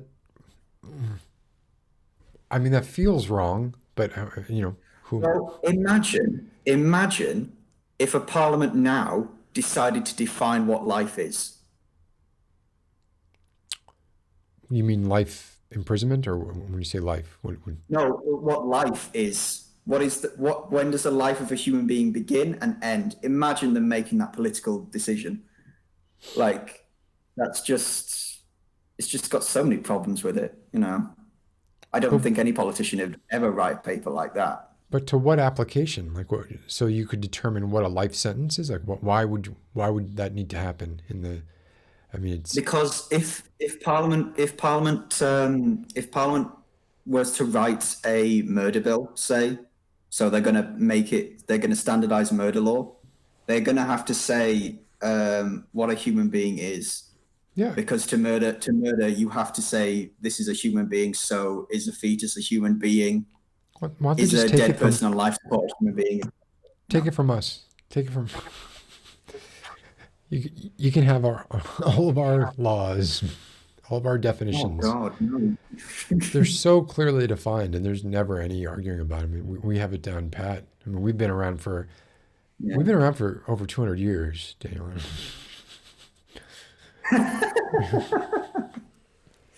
A lot of history. Yeah, you had a civil war over your law.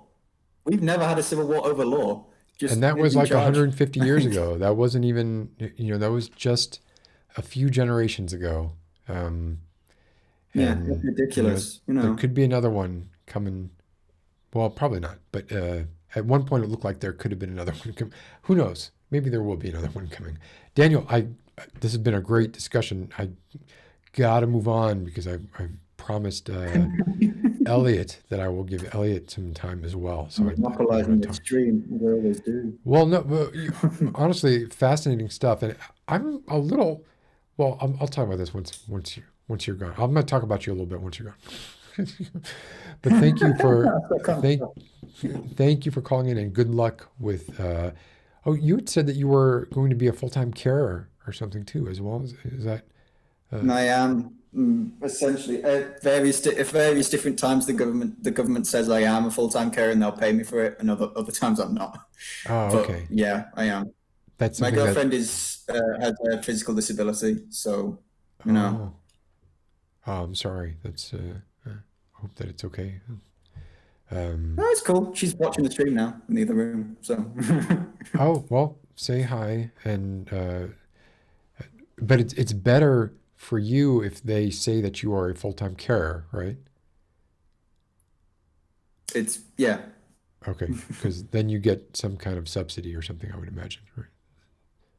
hmm Okay, all right. Well, I hope that happens, or I hope that they. For some reason, you can't be a student and have and be a carer. I don't know why that is, but I mean, you, well, that seems like something Parliament should take up and change.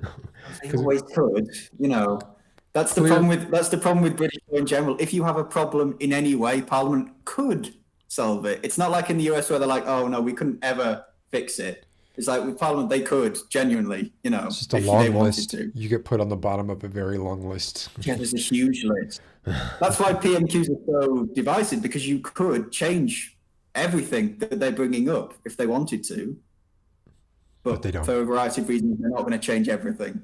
They have something else they have to attend to that's really important, and nobody, basically the general population, wouldn't understand it, but it's really important. They've got to get to it, so they apologize. Build a third runway on Heathrow, or a huge train track, or something like that. They've just agreed that they could actually apply for a third runway. I don't know how. It may be very possible that Heathrow needs a third runway. Actually, 3 runways does not sound like that many runways for the. I mean, that's your all's biggest airport, right? That's your biggest import-outport hub there. 3 runways doesn't seem that extravagant compared to the number of runways. Yes, but it's on the outskirts of London, so you either demolish 3 villages or you build it in a wildlife sanctuary. Oh yeah, that's right. Y'all have the opposite problem, right? Yeah. So obviously in we the have US, no space. Yeah, a lot of land here to still do stuff with. Can't wait to begin building more new stuff. Okay, Daniel, thank you so much for coming on, and my best to you, and my best to your girlfriend, and good luck with. Thank you very much. I'm looking forward to the comments. We'll see you back in the chat, and thank you for hanging out and stuff too. Yeah, this was fun. I hope to do it again. Definitely. Talk to you later, Daniel. Thank you. Bye. That was Daniel. Here's the question that I had that I wanted to bring up once Daniel was gone. When I look at my YouTube analytics, my viewership is 95% North American. It really seems like the people on this stream, watching the stream, are like the constituency is completely different. There seems to be a really high amount of Irish, Scottish, British, Canadian, and far fewer. Well, I guess Canadians, North American, but there seem to be far fewer USA Americans. And I'm not complaining about that at all. Just something interesting. I have to take a quick bio break, and I will be back in a couple minutes. And I want to talk to Elliot. I want to embarrass Elliot. I don't want to embarrass Elliot. Just want to talk to Elliot. That's all. So I'll be right back.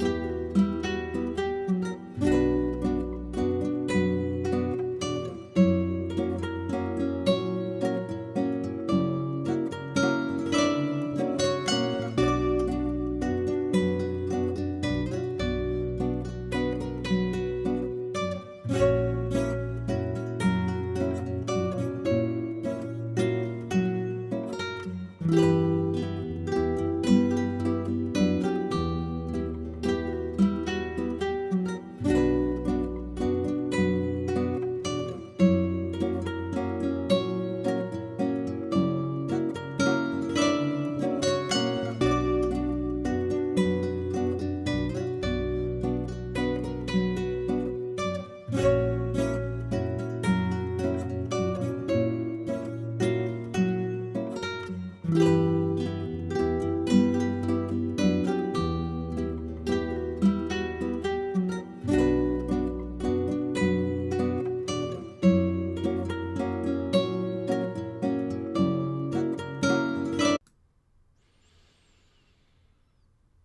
am back.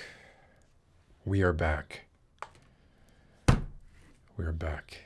It is going on 2 hours here. Let me check out chat here before going over to Elliot. I want to make sure I'm not missing anything crazy.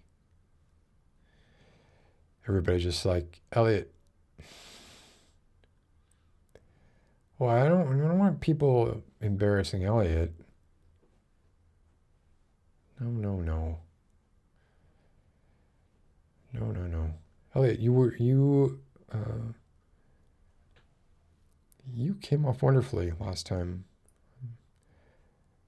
I'm sure you have something very interesting to talk about. I cannot wait to talk to you. Nasha, there is someone lined up after Elliot. And yeah, I would normally say, yeah, Beck, but I'm trying to get also people who have not been on the stream. I can promise you next time, because I don't know that I'm going to have the fortitude to continue. But let's see what happens. Let's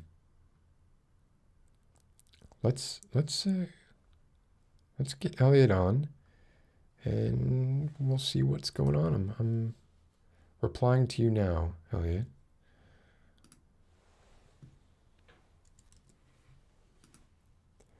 So you should now have the link.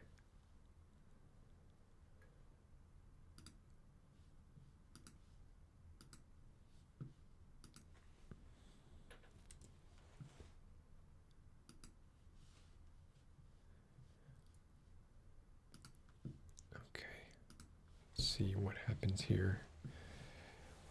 Becca, I promise you next stream you are first in line.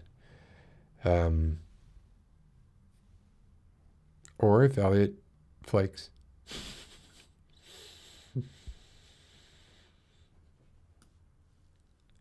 Comb your teeth. Comb your teeth, Elliot.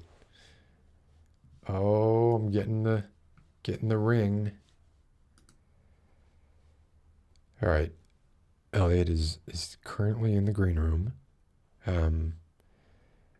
Now, what I'm seeing is not really Elliot. What I am seeing is just saw Elliot for a second. Mostly what I'm seeing is not Elliot, but let's just bring whatever Elliot has here on and take a look. Welcome. Elliot's cat is what I think I'm looking at. That's a cat. Yeah. A cat? Is that right? Yeah, a little bit of a cat. Yeah. Actually, it looks like quite a big cat. Yeah. She's a little chubby. Yeah. What kind of cat is that? It's just like Just a house cat. cat, yeah. Yeah. Do you like cats? Or are you a hater? I'm a hater. I don't like fur. I'm sorry. It's not that I like. If I had to choose between cats and dogs, it would probably be cats. But that's just because of I'm just not big on the maintenance of things that don't actually love you but just want food. My cat loves me very much. Okay. Yeah. Just so you know. Do you think if we put your cat in a room and you at one end of the room and say like a nice herring, a nice like smoked herring on a platter on the other end of the room, do you think your cat would come to you or would your cat go eat the fish? No, she'll go for the fish. Yeah. Yeah. And But that doesn't mean she doesn't love me. Well, let's say you died, which will never happen. You want to test that theory out? It would no, it would never happen. But if you did, how many days do you think before? What's your cat's name, by the way? Precious. She has 3 legs. Oh, that is. Oh, it's missing a front leg. Yeah. Oh, now I feel bad. Yeah, now you're a bully. Yeah, You now bully I'm a disabled jerk. animals. Well, but I wasn't disabling Precious. I guess I'm just wondering how long until Precious started to maybe like. Okay, now she's mad. Oh, uh-oh. See? Cats are capricious that they will turn on you in a second. I guess I just Yeah, wonder if you think your cat would eat you if you were no longer living. I don't know. I don't know if you could say that that's a sign of hate. I guess you're I right. don't think he would do that. No, you know what? It could be seen as a sign of love, um, devotion. I would love for someone to eat me, dead or alive. It'd be really tough for someone dead to eat you, but No, I mean if I'm dead or alive. oh, you would want to Yeah. be eaten alive. Anyway, I'm gonna shut up right now. Do you want to see the art I made you? Yeah. Well, I wait, put it wait. on Twitter, and you didn't. You liked it, but you didn't say anything. Hey, look at this chat. Oh, I Look at do my love drawing. that. I'm Look, sick. I'm not a big Twitter. let me- I love that. Did I not give it enough attention on Twitter? I'm sorry. You could No, have just been a bad day. I I think that's great. I, chat says I'm being weird. I wish I I am looked like being that. weird. No, this isn't you. Wh- This is someone else. Sorry. Oh, hmm. So, what's your favorite Led Zeppelin album? Oh, it's the shirt. Oh, um, my They're a friend got band. this for They're me. they play music. I don't listen to Led Zeppelin. My friend got this for me. I know I'm a fake fan. I'm not even a fan. I don't listen to Led Zeppelin. Yeah, I went through a period. Don't really listen to them that much anymore. You have some interesting things behind you. Look like some old photographs or something. Um, well, this is something my friend drew me. That's me. That's her. My anarchy sign. The the logos is blocking it, Yeah, no, and I I see it drew now. that. This is a list of every single Joaquin Phoenix movie, and I want to watch all of them. How many have you Um, seen?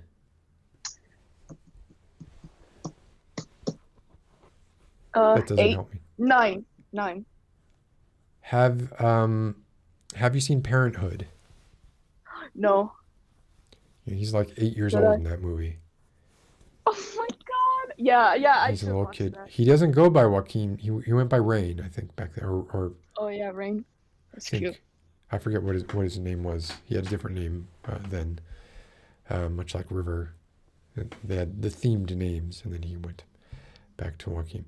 So you're a big Joaquin Phoenix fan. Oh yeah. I have Yeah. a Joker poster that I never put up. Well, that's a testament to not being a fan. Well, I want to paint my wall because I don't like the blue color. I was gonna say I actually really Um, like that color. oh, maybe now I won't paint it. No, no, no. It's your room. You go ahead and paint it. What does it I wanted to say? paint it. Oh, this? I can't read what that It says. says Black Lives Matter. I wrote it Oh, to get my parents upset because they don't really believe in that. oh gosh. Yeah, they're like pro-Trump, which is funny because we're Mexicans, which doesn't really make sense. But there are a large number of, there is a very large Hispanic contingent that is pro-Trump. Um, I mean, I don't get how anybody is pro-Trump, right? So, but, um, and what is the black and white picture to the right, to my right of the Black Lives Oh, Matter? it's Joaquin. Is it? Yeah, it's like he's super young there. The camera is like Oh yeah, I flipped, see so it. it's hard to like put it. Yeah. This is so hard to hold. Yeah, I love decorating my room. I have stuff everywhere. I have a little shrine Um, you So want what? me to show you? Yeah, if you can, is it Okay. is it safe for No, air? no, absolutely not. Well, then just keep it pointed at the ceiling. Oh, wow. So I Yeah, recognize the picture from her, I'm a and simp. then I see a Jason mask. I don't believe Joaquin Yeah, Phoenix was in any Friday the no, that's 13th. just my hat rack. Okay. So what is your favorite Joaquin Phoenix movie? Her. Is it That movie her? made me cry like a Yeah, little that's a, bitch. well, okay. Um, and I'm Wait, seeing say Abbey that now? Road poster. Oh yeah, Seeing, I'm a huge Beatles fan. I have an album. I went to a Beatles concert, but it was like people dressed as them. oh, it wasn't Like them.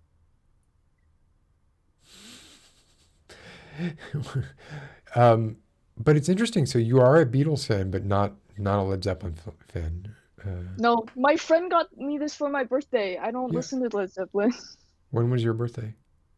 October 18th. Oh, I think your birthday might have been right around the last time we talked, wasn't it? Yeah, I told you it was my birthday. Or like Yeah, it was you're right like around happy your birthday. birthday. Yeah. Yeah. So what's your favorite Beatles what's your favorite Beatles movie? Help. Yeah? That was quick. Yeah. You didn't have to wait. No. Not Yellow Submarine, not Hard Day's Night, Hmm. I I like all of them, but I think Help is my favorite. not Yesterday. Did you see Yesterday? The one with where like the whole world forgot they existed. Yes. No, but I saw the scene where John Lennon was alive and I cried. That's actually I was just about to say it's worth it just for that one scene where No, you I get to see watched that John one Lennon. scene. I was crying like a baby because John Lennon is like one of my idols. Yeah. So, yeah. So if you've seen that scene, you probably don't need to see the rest of the movie. Oh no, I Um, don't think I'm gonna watch it. I don't want right. to. But that scene I found, uh, I thought that was a great scene. Um, so Beatles fan, Joaquin Phoenix fan. Um, I asked you your favorite Joaquin Phoenix movie. Yeah, her. Um, how about least favorite Joaquin Phoenix? Um, that's hard because I like all of them. I'd have to say Inherent Vice. Yeah, you know what? It was So very hard to understand. Inherent Vice was based on a Thomas Pynchon book, and it's a weird mix, and it was a weird movie, and I can't say that I liked it very Yeah, it much. took me 2 days to watch it because I had to keep pausing it and thinking about what was happening. And at the end, I never understood anything about it. I don't know that it's the kind of thing that could be successfully done as a movie, but you know, props them for trying. But just didn't. How about Gladiator? I love that movie. It Really? felt like it was going on for too long, But but he's such a dick in that movie. So oh you still, yeah, he is an asshole in that movie. yeah. Were you ever a fan of River Phoenix? No, but I want to get into his movies. I want to watch is it Private Idaho? My Own Private Idaho. It's an excellent Yeah, I movie. really want to watch that movie. Keanu Reeves and River Phoenix Yeah, Keanu Reeves is like the next Jesus. and Gus Van Sant, who wonderful director as well. Even though he remade Psycho, which I don't understand why he would have done that. But yeah, that's a good one. My Own Private Idaho is really good. I'm trying to think of other good River Phoenix movies. I mean, Stand By Me is the sort of the one everyone talks about, right? He was like 14 when he made that movie, and it was just you could tell he was talented beyond his years. It's unfortunate that he died. Oh yeah. Um, but it's good that we still have Joaquin because there are, I think, a few points where it seemed like we might lose him too. I don't know what your thoughts are on his uh, I'm not there rap. I'm a rapper, but not really. That whole kind of He stunt. was mocking like the whole industry, I guess. I read that somewhere. Yeah, yeah. I don't know. Yeah. Whatever it was, I don't know that it worked. Whatever it was trying to do, I don't know if it worked or not. But apart from that, I've liked everything. You seen The Master, obviously, or Yeah. I yeah, love that movie. he's excellent in that. That's maybe my favorite performance of his. I don't know if it's my favorite movie that he's been in, but I think that's a really good performance. Um, Joker, he's in this movie called Joker. Oh, I don't know that movie. I haven't seen it yet. Lexi is off to bed. Good night, Lexi. Thank you for hanging Good out. night, Lexi. Lexi's saying that you People are in this great. chat are saying that they're old. They Everyone are old. hug the Bye, kitty. Lexi. Okay, hold on. She's gonna be mad at me. Oh, Okay, I'll hold her like this. oh, that's sweet. PG is saying, no one likes you when you're 23. Yeah, I have a Uh, long way to go until I'm 23. you have a long way to go till you're 23. Yeah. Jeez. Okay. I'm probably the youngest person in this whole like little community. Well, if it makes you feel any better, you look about 30. Thanks. Now I could buy cigarettes. I always Uh, wanted to do that. don't do that. Why would you do that? I'm not gonna hear. I can't hear this kind of stuff. Like 23 is. Gee, people, come on. I'm Xavier, literally yeah, you're old. gonna be 50 in 2 years. My mom is way older than you. Yeah, she's like She's 52. 57. Wow, that's Yeah. that's not way older than me. That's just like a little bit older than me. But she was that is what is considered a geriatric pregnancy then, right? Like if she was in her late 30s or almost 40 when she had you. Um, Yeah, my brother is 34. oh So, wow. Wow. Okay, so there's a big span there. oh yeah. I'm technically an only child. Uh, Well, technically? no, I mean I have a brother, but I Oh, the grew up an only distance is child. so okay, so Yes, because the distance it's is so so much. large, your brother's more like an uncle or something, right? Yeah, Is he that doesn't feel like my brother. right? Are you all close? Uh, yeah, yeah, we are. Yeah. We live near each other, so we often see them. He Yeah. has 4 kids.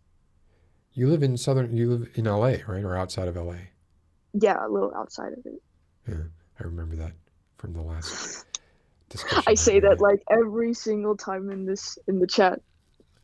Well, look, I'm almost 50, so you got to say stuff a lot before I remember it.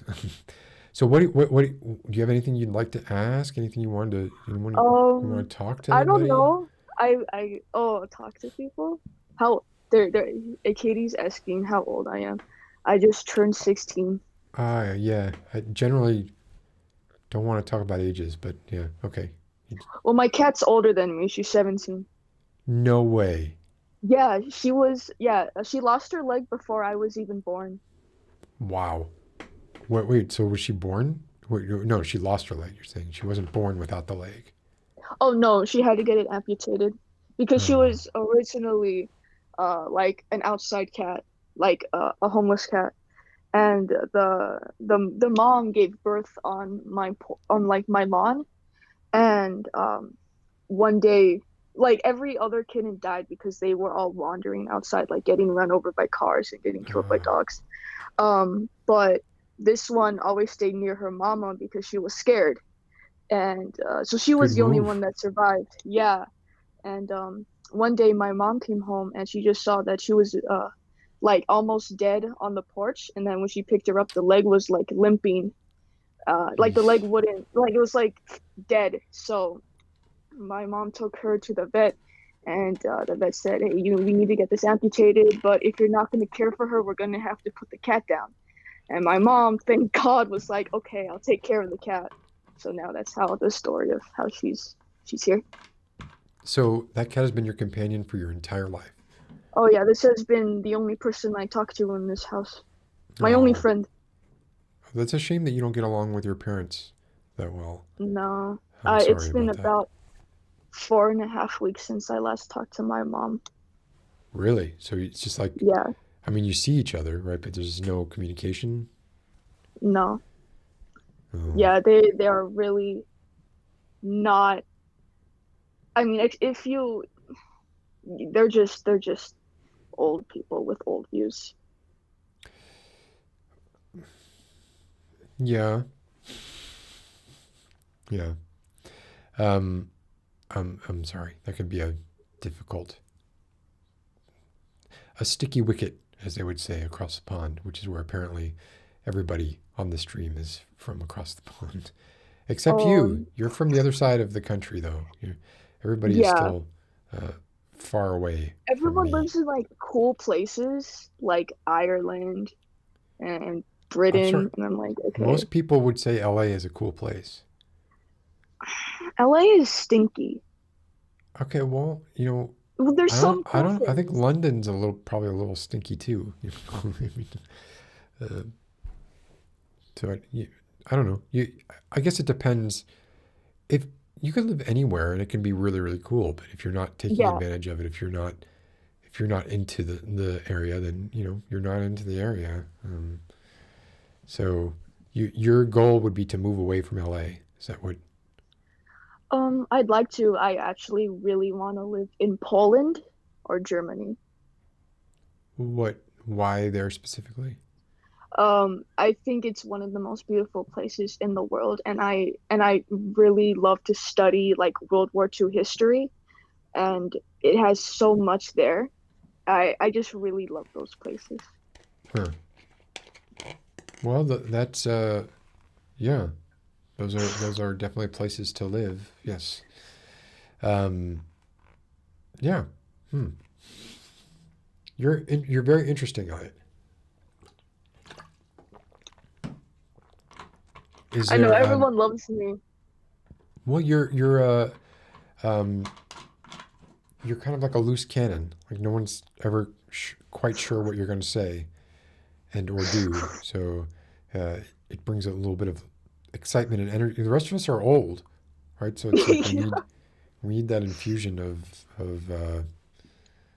I don't know what the hell. I don't know what I'm I know. saying anymore, Elliot. The Coke has worn off. Oh, I Um, hate Coke. so that was Elliot. And when you say you hate Coke, um, you It just tastes you like don't. cardboard.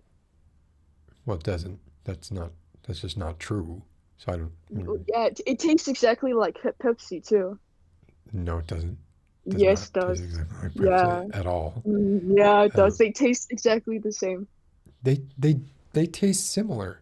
Pepsi is sweeter, definitely sweeter.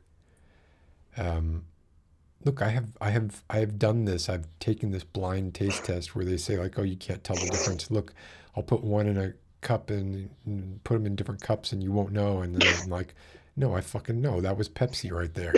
And there's no. It's not like it's it's it's not even something where I have to like taste it and be like, oh, let me take another taste. It's the moment that it touches my tongue. I'm like, no, that's Pepsi. It's obvious. I'm Um, sorry for breaking this up. This feels so bad right now. No, no, I'm not mad. I'm just, No. I'm worked up, and then maybe it's because I've long been a consumer of Coke. And when I was But younger, I was actually a Pepsi person. Um, so I've been on both sides of it, and I can tell the difference. And Coke is better, and it doesn't taste like cardboard. Neither one of them tastes like cardboard. But if one of them had to taste like cardboard, it would be Pepsi. It would not be Coke. So. well, I mean, I do like cherry Coke. Cherry Coke is very good. So, Here we go. Only 90 calories. 90 calories. How can you how can you like cherry Coke, but not like regular Coke. I mean, it's just like Because slightly it doesn't taste like Coke. It tastes like, I don't know how to describe it. It's just like different. Coke with cherry flavoring in it. This was, Yeah. I mean, that's still tastes like Coke. Oh my God, there's so much going on right now I in know, I'm chat reading that the is chat like, silently, and this like, is this is all heresy. Everyone here should be. Oh my gosh, Dr. Pepper gang. Yeah, I even love even Dr. Pepper. even Precious does not like I what know. is going He's on. mad. Only what? Yeah, only 90 calories. That's not that many calories. Just like 5 spoonfuls of sugar. What do you drink? You drink Dr. Pepper? Uh, You think Dr. Pepper is less sugar than Coke? I rarely drink soda. I really only drink water. Oh, don't you're like Tom Cruise, like he does not consume sugar while he's filming or something. That is part of that story about him going off on people on set. I read about Yeah. like some cake. He sends cakes to all his friends I don't like around cake. Christmas.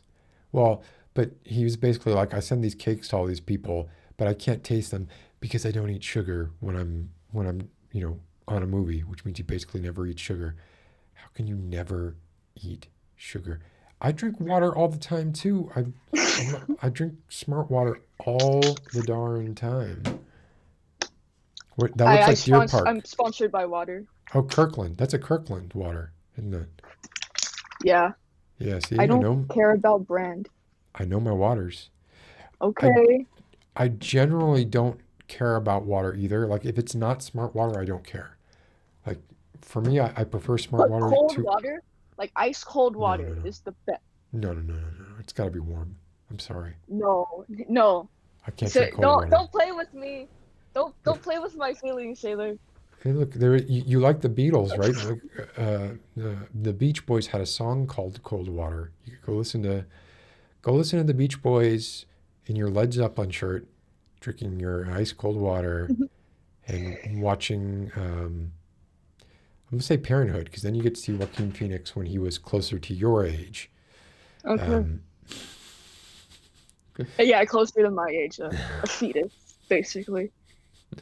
But I hope you don't mistake any of the joshing that goes on here. I think everybody here loves you and thinks that you're Oh great. no, I know.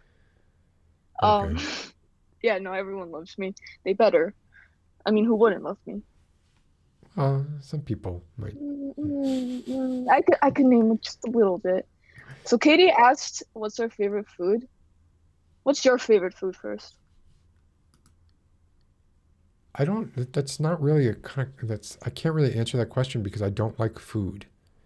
Like, I Okay, whatever. generally don't like That's food. boring. My favorite food would have to be like shrimp pasta, like with the Alfredo sauce, like you get at like the old spaghetti factory. That's my favorite food. I bet you never had that before. Of course I have. Of course I have. I don't know if I've had the shrimp pasta at the spaghetti factory, but I've had shrimp pasta, certainly. Okay. Yeah. I prefer to make my own shrimp because I'm pretty particular about deveining them. And I get a little paranoid if I'm going into a restaurant, if I order shrimp. And I have gotten sick from shrimp before, so I have a little bit of PTSD there. PTSD. Oh, I have PTSD with raw salmon. Do you want to hear this real story? You'll Sure. never like Costco again. Chat, I'm sorry. Sailor, I'm sorry. Don't block me forever. Well, But I need how? I mean, I may try to stop you, but go ahead. Okay. So, I remember my mom bought Costco. No, my mom bought salmon from Costco and it was raw, and I had it raw. And Was like it for a sushi week, grade salmon? Was it meant to be consumed raw? Because if it was just regular farmed salmon, you're not really supposed to eat that raw.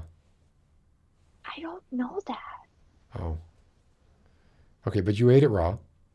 Yeah, like sashimi. Yeah. And I noticed for a couple of days I wasn't hungry at all. I was losing weight, but I wasn't feeling bad or anything. I'll spare you the disgusting parts.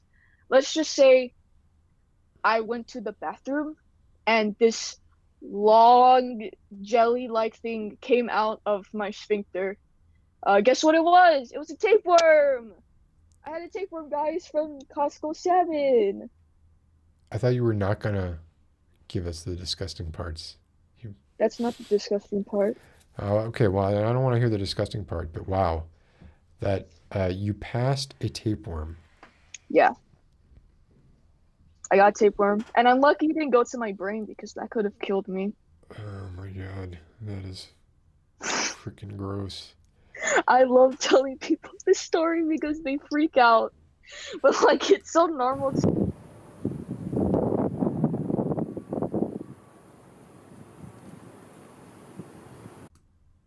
Sorry. Yeah, I had that inside me. Had to go to that for a moment. Well, hey, at least, I mean, there's the other one I could, well, now that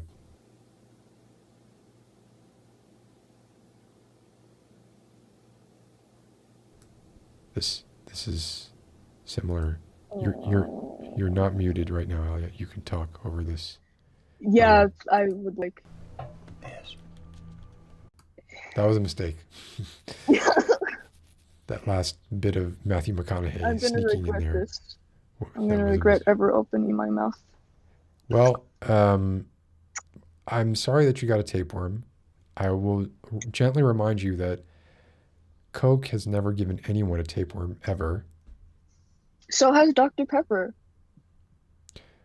Well, yeah, Dr. Pepper has probably never given anyone a tapeworm either, but the problem with Dr. Pepper is that it tastes like crap, not that it, you know. I'm not, you know what, I'm Okay. Let's come to an agreement. Do you like chocolate? Yeah, it's fantastic. No, I don't like chocolate. I hate chocolate. So how is that coming to an agreement? I don't know. I just wanted to bring up more food questions because I piss off everyone with my taste buds. So not liking chocolate, but somehow liking root beer, not liking Coke, but liking cherry Coke, and enjoying eating raw, non-sushi grade salmon with little tapeworm larvae in it. That, sorry. Okay. Anything else you want to? Yes, I wanted to bring up. We should all play Among Us. Yes, this has been brought up before, right? So Among Us, you can only have like 10 people. God, it would be fun. It would be fun. Me, Q, Nasha, you. Yeah. We could That's all. We could figure out something. I mean, you just throw me out the first time at the first sign. You would just throw me into space every time. That's what would happen. Okay, Elliot, I appreciate your call and your stories. Are we over? We're Yeah, over? I think I have one more person I want to talk to. Oh, And yeah. I need to end the stream because I'm tired I'm because stuck. I'm almost 50 years old. I'm gonna need to get you like retainers or something, you old man. Retainers? Do you mean crutches? Or are you talking about for my teeth? Wait, like the fake teeth. Oh, dentures. Well, Then look, yeah, my sorry, my I teeth don't know words. are not great, so but they are mine. So. That And could change. That could change quickly. that could change, especially, I drink a lot of Coke. Yeah, Yeah. doesn't help. Yeah. Mhm. Okay, Elliot, thank you for always being so entertaining, and we'll talk again soon. I have one more person I'm going to bring on, and then I'm going to call it a night, but it's always good to see you. And I didn't know you liked the Beatles, and that Oh yeah, that I'm puts a you up a few hardcore Beatles notches. fan. Yeah. Abbey Road your favorite album? Have I what? Is Abbey Road your favorite album? I'm trying to find a Oh, point for us to end on that we agree. no. is Revolver your favorite album? No. Okay, hold on, wait. Do not. Is Rubber Soul your favorite album? No. All right, well then you're wrong. Is the White Album your favorite album? No. Oh my God, what is your favorite album? If you say Sergeant Pepper, No, not that one. No. what's your? A Hard Day's Night. Anyway, so that was Elliot, and she's great, but she really needs to. I think like some of her tastes need to. She's trying to call back. But we do have in the green room someone new to the show, right? Or fairly. I don't know. I don't know. Well, there's no point in speculating. It's gonna bring him out. His name is Arlen. I don't know what he wants to go by, but actually, so I shouldn't have said that.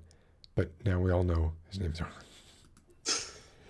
Arlen, I'm sorry if you did not want your name known. It's terrible. I'm gonna have to create, an alias to go by now. But you can call me Arlen for the rest of the interview because it's already out there. So yeah, and what do you go by in the chat, just so people know? I have two YouTube accounts. My Arlen W one, and then Live from Pelham's Wasteland is my channel, and I always forget that I'm on Live from Pelham's Wasteland instead of Arlen W, and nobody knows who I am with that one. And I don't think I've talked as Arlen W on your.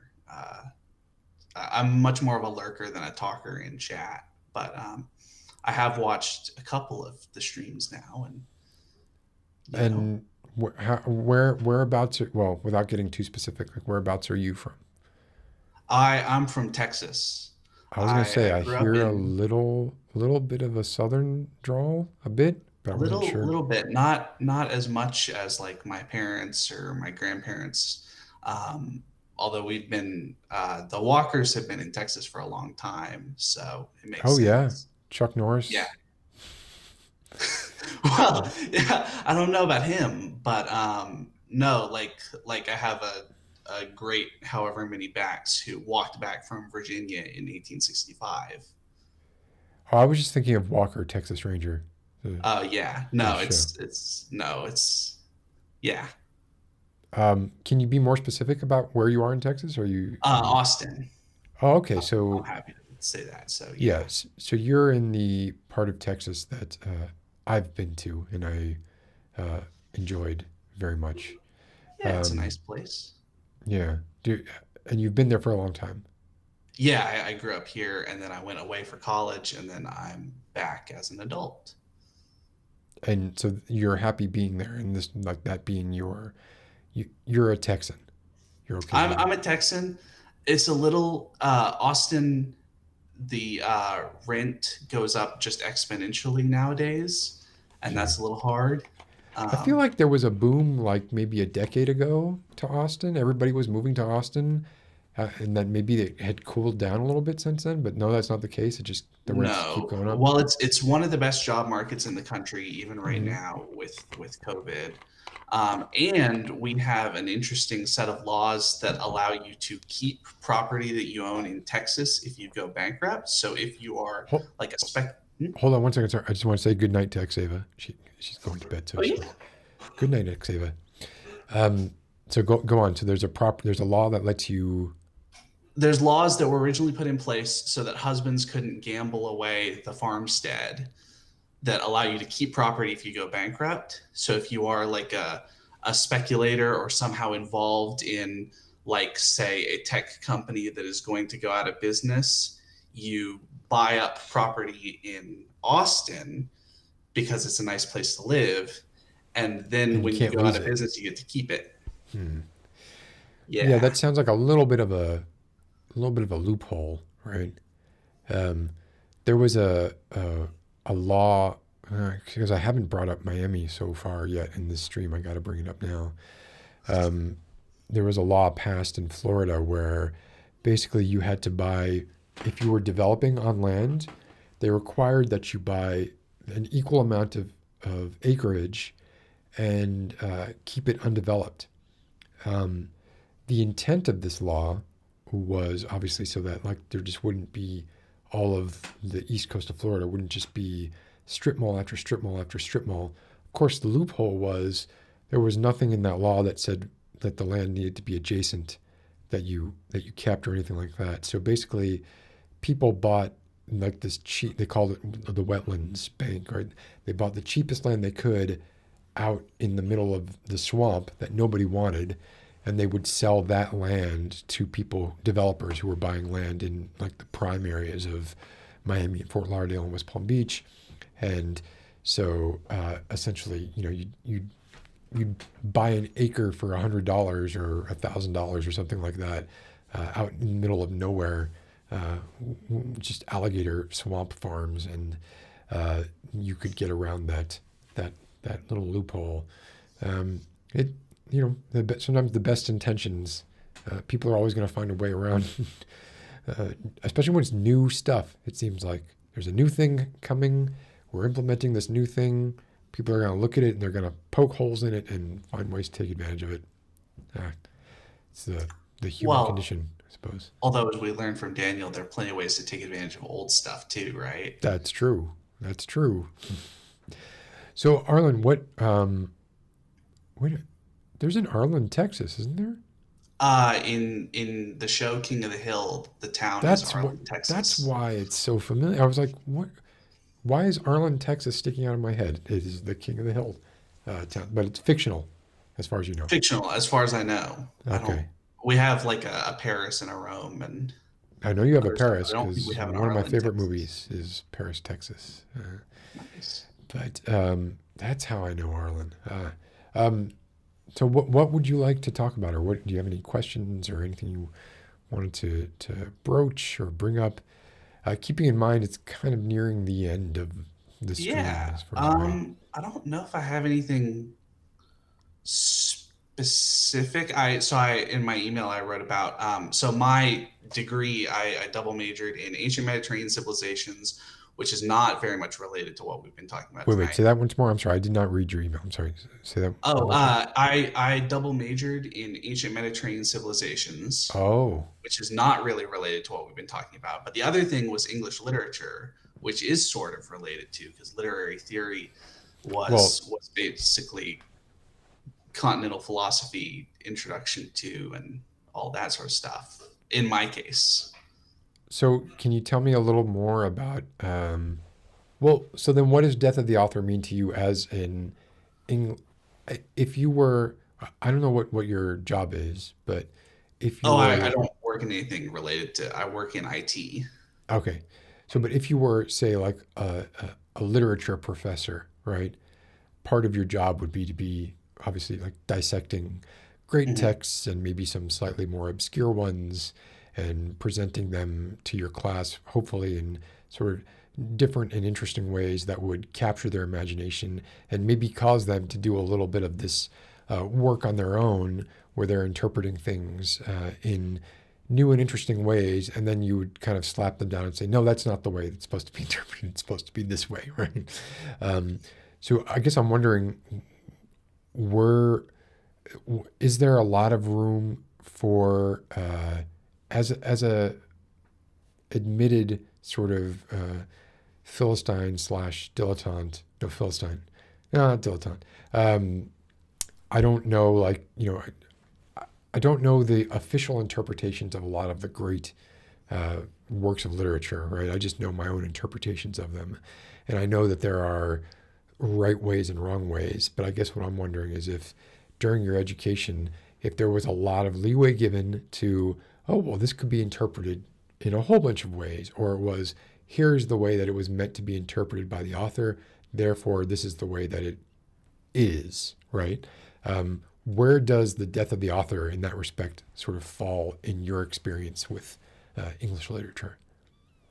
So my experience, it's sort of several different experiences, because there's middle school and high school English, and then there's all of the different versions of college level English that my different professors taught, because each of them had a sort of different perspective, different opinion. what I liked best is, I suppose, the ones where it was very much in some ways conceptually similar to the idea of adversarial law, where it was basically, if you believe something about a text, make an argument to justify that and be prepared to defend that argument. And it doesn't necessarily have to do anything with what that author would have said about their work. You could use that as part of your argument. And if you did in certain classes, that would be well, okay, we can accept that. And in some classes it would be, no, you should rewrite that essay because we don't care about what the author thought about their work. Yeah, it kind of seems like that would be the easy way out, right? It's like, well, okay, I can just kind of Google what this person said about what they did and present it as like indisputable evidence that this is absolutely what it means because the person who wrote it said it means this, right? Yeah, well, and for example, I wrote an essay in college that would have totally been okay in like senior level high school, because I took AP classes in high school, so it was supposed to be at a college level. But in high school, this essay would have been fine. In college, it was an essay about Moby Dick and about Melville and his career as a whaler and how that kind of relates to Moby Dick. And what my professor told me was, this is a fine essay if we cared about Melville's life as a way of understanding Moby Dick. What does this have to do with the book itself? And I sort of went, well, there's a little bit in there. And he said, yeah, there's a little bit in there. So you're going to rewrite the essay and have it be about Moby Dick instead of being about Melville. So I guess that's something where I feel, wow, I don't know how I feel about that, because when someone's life so much mirrors the topic, and I understand that it's very unlikely, although I don't know Melville's life, right? It's very unlikely that his experiences as a whaler in any way mirrored the sort of psychological themes of Moby Dick, right? But certainly that's where he would have gotten all of the detail, right, and the accuracy of the detail of what he was writing about. So, yeah, I mean, how did you feel about that? I assume you rewrote it, right?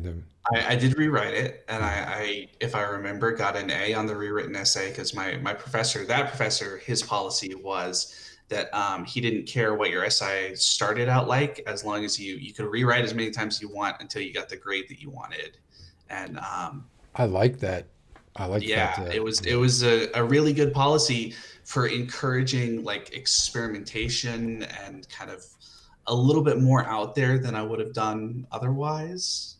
And that's what it seems like. It's giving you permission to maybe not worry quite as much, and to, like you said, like try a route that maybe like take a tangential tack and see if it sticks, and if it doesn't, then you can just do it again. I mean, there is still the punishment of doing it again. But sorry, wait, hold on 1 second. I'm checking one thing here. What was it? There was something about Melville I wanted. Oh, that's right. It was is it I prefer not to? What was it that Bartleby the Scrivener always said? I prefer not to, I think. I think so. Yeah. That was I did read Moby Dick, but I think Bartleby the Scrivener was my favorite work by Melville. And only in part because it was much shorter.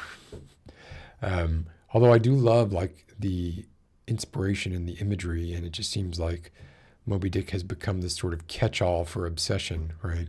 And how could you have a more dramatic backdrop or character than he managed to come up with, or opening line than he managed to come up with? Like, it seems like there's so many boxes that he managed to tick.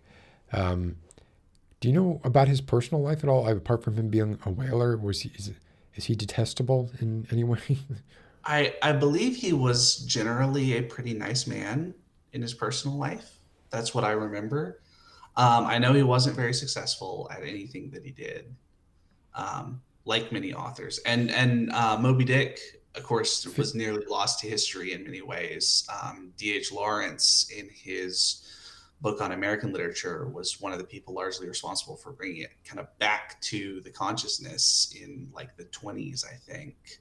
I didn't know that. Because people weren't reading Melville much at all. And then he kind of said, "Hey, you guys should read this book by Melville," and people went, "Oh, wow, this is really good. We should have been paying attention the whole time." D.H. Lawrence said it, then you got to do it. Well, complicated there too, and that's a complicated figure as well, especially in his kind of the politics in his books, right? D.H. Lawrence and his particular obsessions is, yeah. I don't know if there's so for him there is a sort of deep connection between kind of virility and sex and fascism, basically.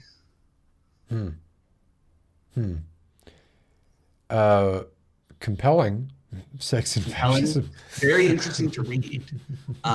Maybe not the sort of person. Well, and he was great friends with Ezra Pound, and obviously Pound had his own issues along those lines. And yeah, see, this is what my lacking a formal education deprives me of, is knowing a lot of these backstories. I didn't hear a lot of this backstory from formal education. This is a lot of times because I was something of an edgy teenager, and I think it started with I essentially believed that my Pinko Kami teachers and family were under an unspoken assumption that for a book to be a piece of art and about war in the modern world, that it could not be kind of pro-war.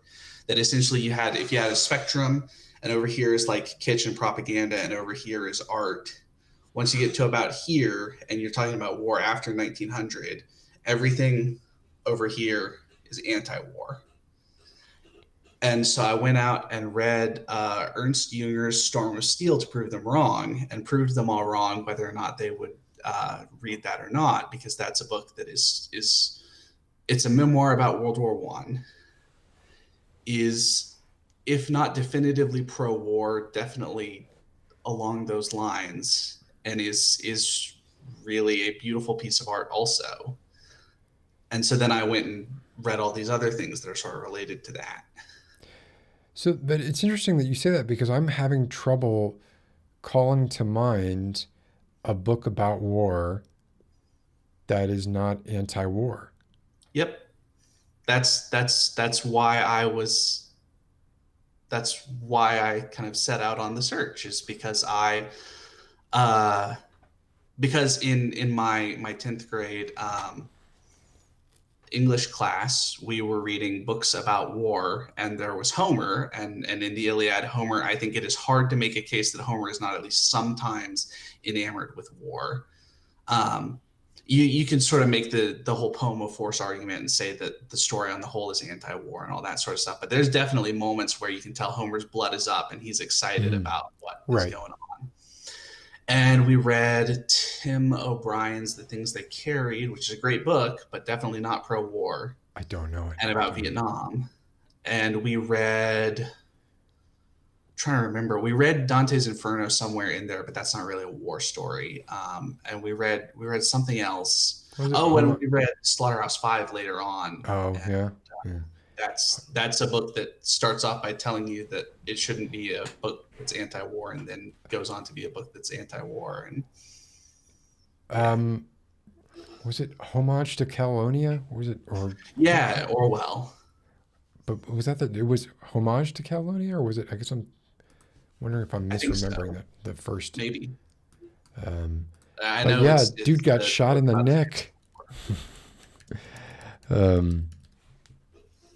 Yeah, it is homage to California. Okay. But yeah, he got shot in the neck. Okay, that's pretty a pretty close brush with death, and certainly an excellent writer who was. I guess there's a little more. You tend to give a little more. Although I know we're talking about like trying to divorce the work of the author from the author's life, but I suppose if I'm reading a book about war, it's difficult for me to give a whole lot of weight to it if there isn't at least some firsthand or maybe secondhand knowledge of the war through like family or something like that, right? Yeah. Like just for that sort of the visceral sort of experience of. Although, wait a minute. So like, actually now you're making me want to look a bunch of stuff up. I'm trying to think. I'm trying to think of who wrote effective anti-war books who was not in the military. Was Hemingway in the military? Hemingway was a medic. Oh, he was a medic. Yes. Oh yeah, look at this. Yeah, he was a journalist at the Normandy landings. I did not know that. Yeah. Until Wikipedia just told me just now, and we'll forget it before the end of this call. And yeah, we'll see. Elliot doesn't like it when he gets shot in the neck. It's not. I'm sure it's tremendously. Having never been shot anywhere, I'm sure it's tremendously painful. I can't help but guess. Yeah. Although I guess if it's bad enough, maybe you go into shock and you don't really know anything that's going on at all. Maybe I mean I suspect you feel it afterwards. If it's like that, you get the pain just gets delayed. It's not. You still get your full accounting. Arlen? Who's your favorite modern author? By modern, I mean past century. Past century. Ooh. So I really love T.H. White's Once a Future King. Oh yeah. So that's a good contender. Julien Gracq is a But French wait a author. minute. For T.H. White, favorite author or favorite book? Well, he didn't write a lot of other stuff, so it's That's okay true. to just be. I mean, I've read basically all the other things that he wrote, and they're all great, but none of them are as good as the Once a Future Once King. Future King, yeah. Julien Gracq he died in 2007. Gracq. I don't know. Yeah, I don't know who that is. He was a French author. So the Prix Goncourt is the highest level French literary prize that the Academy gives out to what they consider to be the best book written in French all year. Julien Gracq, and it is like the most prestigious and most pretentious literary prize in the whole world. I say pretentious not to try to like demean it, but to say there's a better word there, but I can't think of it. But pretentious in the good way, if that makes sense. Julien Gracq wrote The Opposing Well, he was Shore. French. Go on. I'm sorry.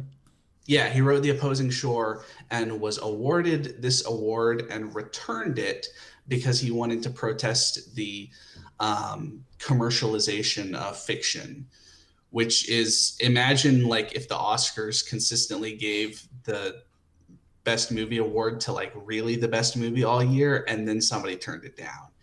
It's not like turning down an Oscar. It's like turning down, I don't know that if there's an equivalent prize in film or in literature that would be. It's more than like the Pulitzer, more than the Man Booker, more than any of these other literary prizes. It's like the best literary prize in the world. And he turned it down to protest commercialization of literature. And he lived to be 97 years old. And he lived to be pretty old, and he wrote a ton of great books. And French people smoke. Yeah. Especially writers. Especially writers. They definitely. But if you can find a copy of Chateau d'Argol, It's I don't Pushkin Press published a version of it that may now be out of print. I don't know if they're doing a reprint, but it's I don't know if it's my favorite of his books, but it's a pretty well. I say it's an easy read. It's only like 120 pages long, so you can read it in an afternoon. It's not an easy read in the sense that the language is pretty dense, and the philosophical material that it's about is very dense. But Was he very much in line with like the French philosophers of his time? That is, I guess he was pre. It's complicated. So Chateau d'Argol is sort of about Hegelian philosophy matched with some interesting ideas about the Arthurian romances and the way that these kind of Grail knights embody Hegelian philosophy.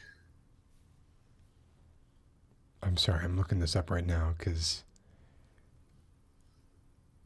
it's wonderful to read, just fascinating, and especially for somebody like me who's a King Arthur fan. There's a little bit of excitement just with anything about that, and it's yeah, okay, this is going on my list. I gotta read this. Along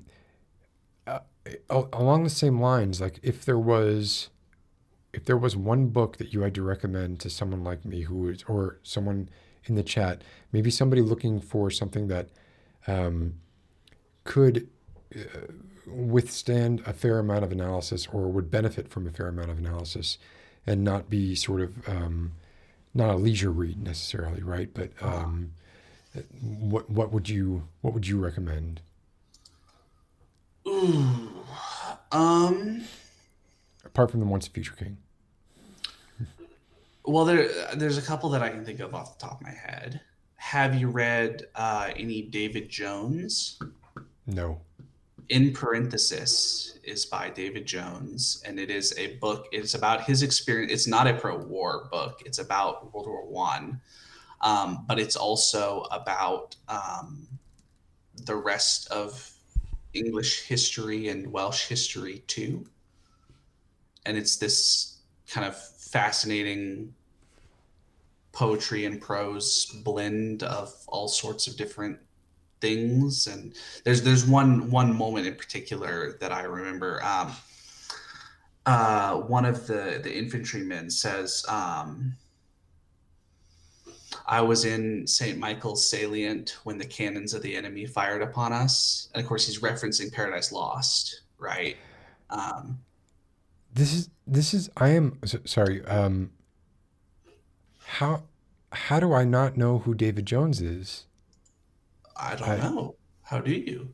I don't know. Well, I I mean, didn't publish very many things, and Well, but luckily NYRB Classics rediscovered In Parenthesis and brought it back. But the other stuff, you can't find it anywhere. I read one of his books because my university library had a copy, and I knew I was never going to get a chance to read it again because it's a book from like the 1920s in a university library. And so I had to sit down and read it that day, and that was a lot of fun. But well, he we'll see was if one of it's published. T.S. Eliot's favorites, Yeah. and T.S. Eliot is one of my favorites. It's where I Yeah. got my channel name from. So I'm definitely going to have to look him up. If I had heard of him, his name probably would I would have been like, oh, that name's too prosaic. I need something. Maybe if he had gone with just like D. Jones or something. But okay, so In Parenthesis. In Parenthesis is great. What else should I recommend? Well, you're kind of a horror guy, right? Oh yeah, A little but bit. I've read a lot of horror, but read a go lot. ahead. Have you read any Mark Samuels No. or any Sarban? Say the second one again. Sarban, Sarban.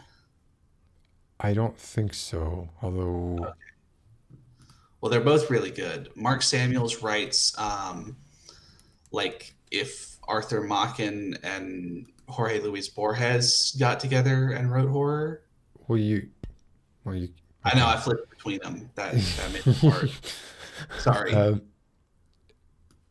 Hold on here. Sorry. This is not that interesting for other people. I'm sorry, but this is very interesting for me. I'm fascinated by it, and I want to find as many of these sort of like the lesser known people who, because I just stumble upon who I stumble upon, and a lot of that is like, for me, it's based on what's available, and I do run into a lot of things where it's just like, this sounds fantastic.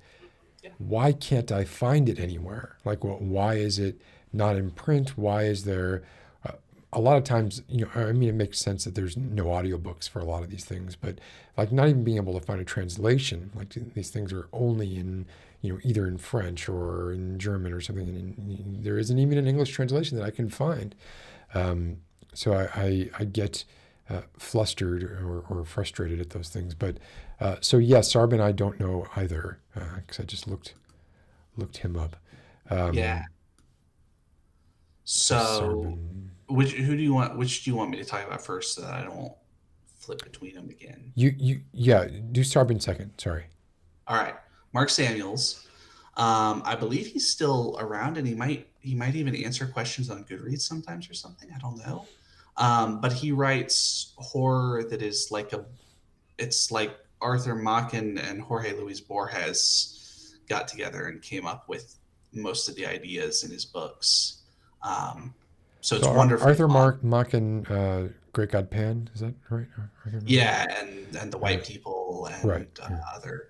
I really like Machen more so than Lovecraft, I think, but that's just me. Well, Machen Lovecraft was influenced by Machen, right? Machen Lovecraft was really and I have a theory about how there are a whole lot of authors who are influenced by better authors than they turned out to be, basically. And Lovecraft and Machen is kind of one of the points of data on that. Well, yeah. But there you go, right? I mean, people can debate all day about, right, like whether who's a better writer, who writes better stories, whatever. But I mean, I'm glad they both existed. But I do feel like, without Arthur Machen and without Poe, there probably wouldn't have been a Lovecraft, right? No, I think there's a lot of, and a lot of the pulp writers were remarkably well read, and of course wrote a lot to stay alive, and right. I think the result is something fascinating. Stories for nothing, right? And yeah, Robert Howard supposedly read every book in his library in Cross Plains, right? By the time he was like 14 or something. Well, I'm not. Is it Robert Howard? I'm not sure who you're referring to. Actually, so. Oh, Robert E. Howard, who wrote the. Robert. Okay, I'm sorry. Yes, now I do know who you're talking. yes, him. That one, who complicated guy and all that sort of stuff. Like all these authors we're talking about. But it is interesting because there have been authors that I've sort of stumbled across who basically were writing like short stories for Playboy that would be put in like Playboy, or they'd be put in pretty much like rags, right? Like they weren't. Yeah. You wouldn't think that they would come out with these works like Ray Russell. I don't know if you're familiar with Ray Russell, but he wrote Sardonicus and Haunted Castles and a couple of other books that I was just like, oh, he wrote he wrote something about exorcism that was an influence for William Peter Blatty, but I forget the name of it. It's got Exorcist in the title, or Exorcism in the title, that I thought was just like a great short read, and one that I actually enjoyed more than The Exorcist. Let me see if I can. The Case Against Satan is what it was called. But it is interesting, like I think how some of these people who are, I think they're putting out stuff that I think, people see it and they think, oh, well, that person is writing trash. They're not capable of writing what would be considered high art or high literature. But I think obviously with horror, there's a lot of people who just think all horror is trash. But so whatever. We read what we enjoy. I'll definitely look into the. Hold on, I'm sorry. There's something going on in chat. I gotta be sure there's nothing. Okay, sorry. Why? Look, I actually really like H.P. Lovecraft. I just think that the kind of faceless, anonymous cosmic horror thing gets a little old after a while, and it just doesn't do it for me anymore. It did it at one point. It did, but now I need like actual resolution and plot, and not just. I mean, I like the epistolary. Is that the right word? Epistolary style, like Dracula and a lot of the stuff that Lovecraft did, but sometimes I need more than that. But yeah, Pavi is a moderator. So, all right. So one more, Arlen, if you could. Actually, was Sarban? Sarban.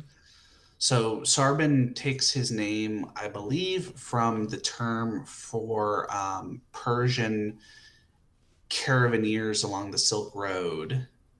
Yeah, it's not the name his mother gave him. John William Wall, which doesn't quite have the same not quite. It's a wonderful name. So he wrote kind of 3 novella-ish things and then a number of short stories, and they're generally packaged as like you get one of the 3 novellas and then a couple of short stories. The Sound of His Horn is a wonderful novella. It is an alternate history story about a British POW in World War II who wakes up to find himself in a Nazi-ruled Europe, but not just Nazi-ruled Europe. He wakes up in a hunting reserve that they have set up for the elite. Sounds like a cross between The Most Dangerous Game and The Man in the High Castle or something like that, right? Kinda, yeah. And I actually have read a book by Sarban, which I didn't even realize. But The Dollmaker and Other Tales of the Uncanny. So The Sound of His Horn. The Sound of His Horn. Okay, and I assume that's the hunting horn that starts the hunt for maybe humans. Is that? There is some hunting of humans. They it doesn't spoil it to say that these twisted Nazi bastards. Oh, am I allowed to say? Okay. Yeah. These twisted Nazi bastards who are in charge of Europe 100 years after the war, like hunting young women who are dressed up as animals that you would hunt. Oh, that's. But they don't kill them. They just there's weird stuff that goes on. Yeah, that sounds like a recipe for horrible things. Yeah, it's pretty, but it is in the way that fascism in general and Nazism in particular is this kind of blend of modernism and idealized medievalism. That's what The Sound of His Horn is about, and I think does a wonderful job of portraying that this is the sort of like if, well, I can't say that. The romance of fascism is, but not in an unromantic way. It is about what the Nazis thought about themselves in a way that does not ever get into, well, maybe it could have been a good idea if they just didn't have Hitler in charge or anything like that. Got it. Yeah. That is cool. That is, I've bookmarked both of, well, I actually bookmarked more than 2. I'm not sure what all. In parenthesis, Sound of His Horn, and The Castle of Argol. So those are now on my reading list. Awesome. Arlen, thank you for this. And if there's anybody who's interested by any of this or whatever, obviously kind of tracking this stuff down, I wonder if I can find a translation of Castle of Argol. That'll be interesting. I have two, and they were both kind of expensive to get. Oh, really? Yeah. Well, there's an older translation and a newer translation, and it had just, I think the Pushkin Press one. I don't think that was that bad. It was like $20. I mean, for a 120-page novella, that's a little steep, but whatever. The other one was like 40 or 50 to get the version that has his he has a sort of postscript to it where he basically sits down and says, and here's what this was all about so that you can understand it. And it's kind of not what the book is about. It's sort of this other tangential thing. And I really wanted to read that. So I paid extra for a copy that had that. Do you think that was a post facto attempt at retconning his own work, a la J.K. Rowling? Okay. No, because it was published at the same time. Oh, okay. Sorry. As the original, so it wasn't after, and B, it is. I think that with many great authors, there are themes that very naturally come to dominate their writing and their stories and their thoughts, and that this was just another attempt at expressing that theme for him in a way that is, you can sort of see the logic of it while at the same time being like, this isn't really exactly what this book is about. This is sort of something else that he's also interested in. Well, that makes sense. Yeah, I mean, is that write what you know, right? I guess that can come into play. One of the things I just, it's a pet peeve, and I'm sure it is for a lot of people, is the number of books that are written about writers where the protagonist happens to be a writer. It really kind of sticks in my craw, I suppose. Oh, wait, is Elliot... I'm sorry, is Elliot... We'll see you next week. Elliot, are you leaving? Oh. Yeah, I was drinking warm water. Well, it's room temperature water, which I guess is warm, but it's colder than the air. I don't know. I appreciate the recommendations very much, Arlen. I actually would like more.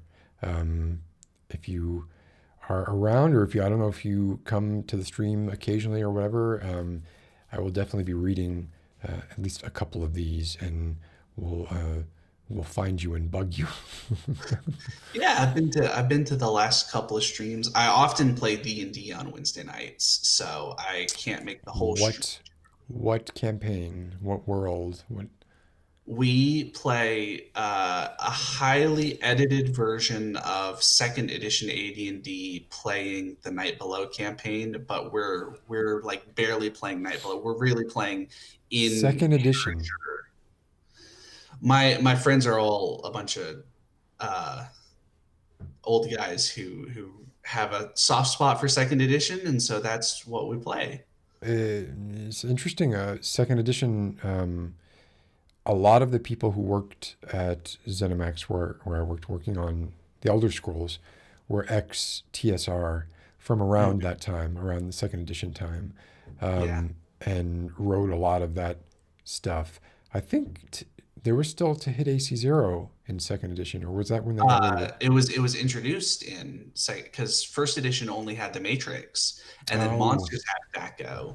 And then second edition, they said, why don't we just do THAC0 for everybody? Because that makes so much more sense. THAC0 doesn't make a whole lot of sense anyway, but it makes so much sense for everybody. Right. Yeah. At least they were consistent with their wacko THAC0. Yeah.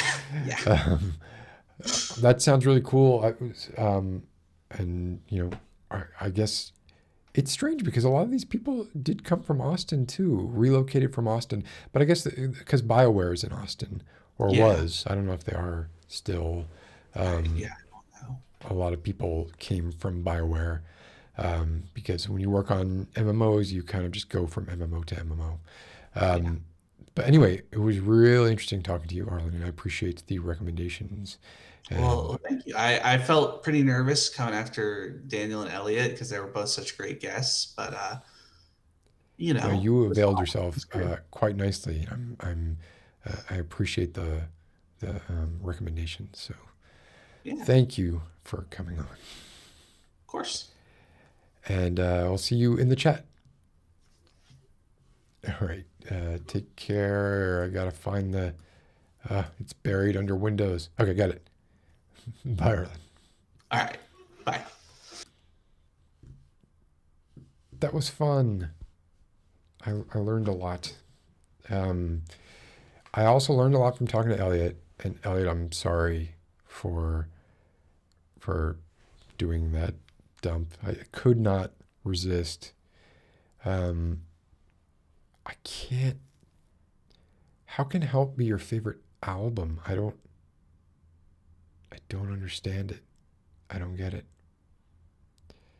What am I answering, Elliot? Ask the question again, because I don't see it. I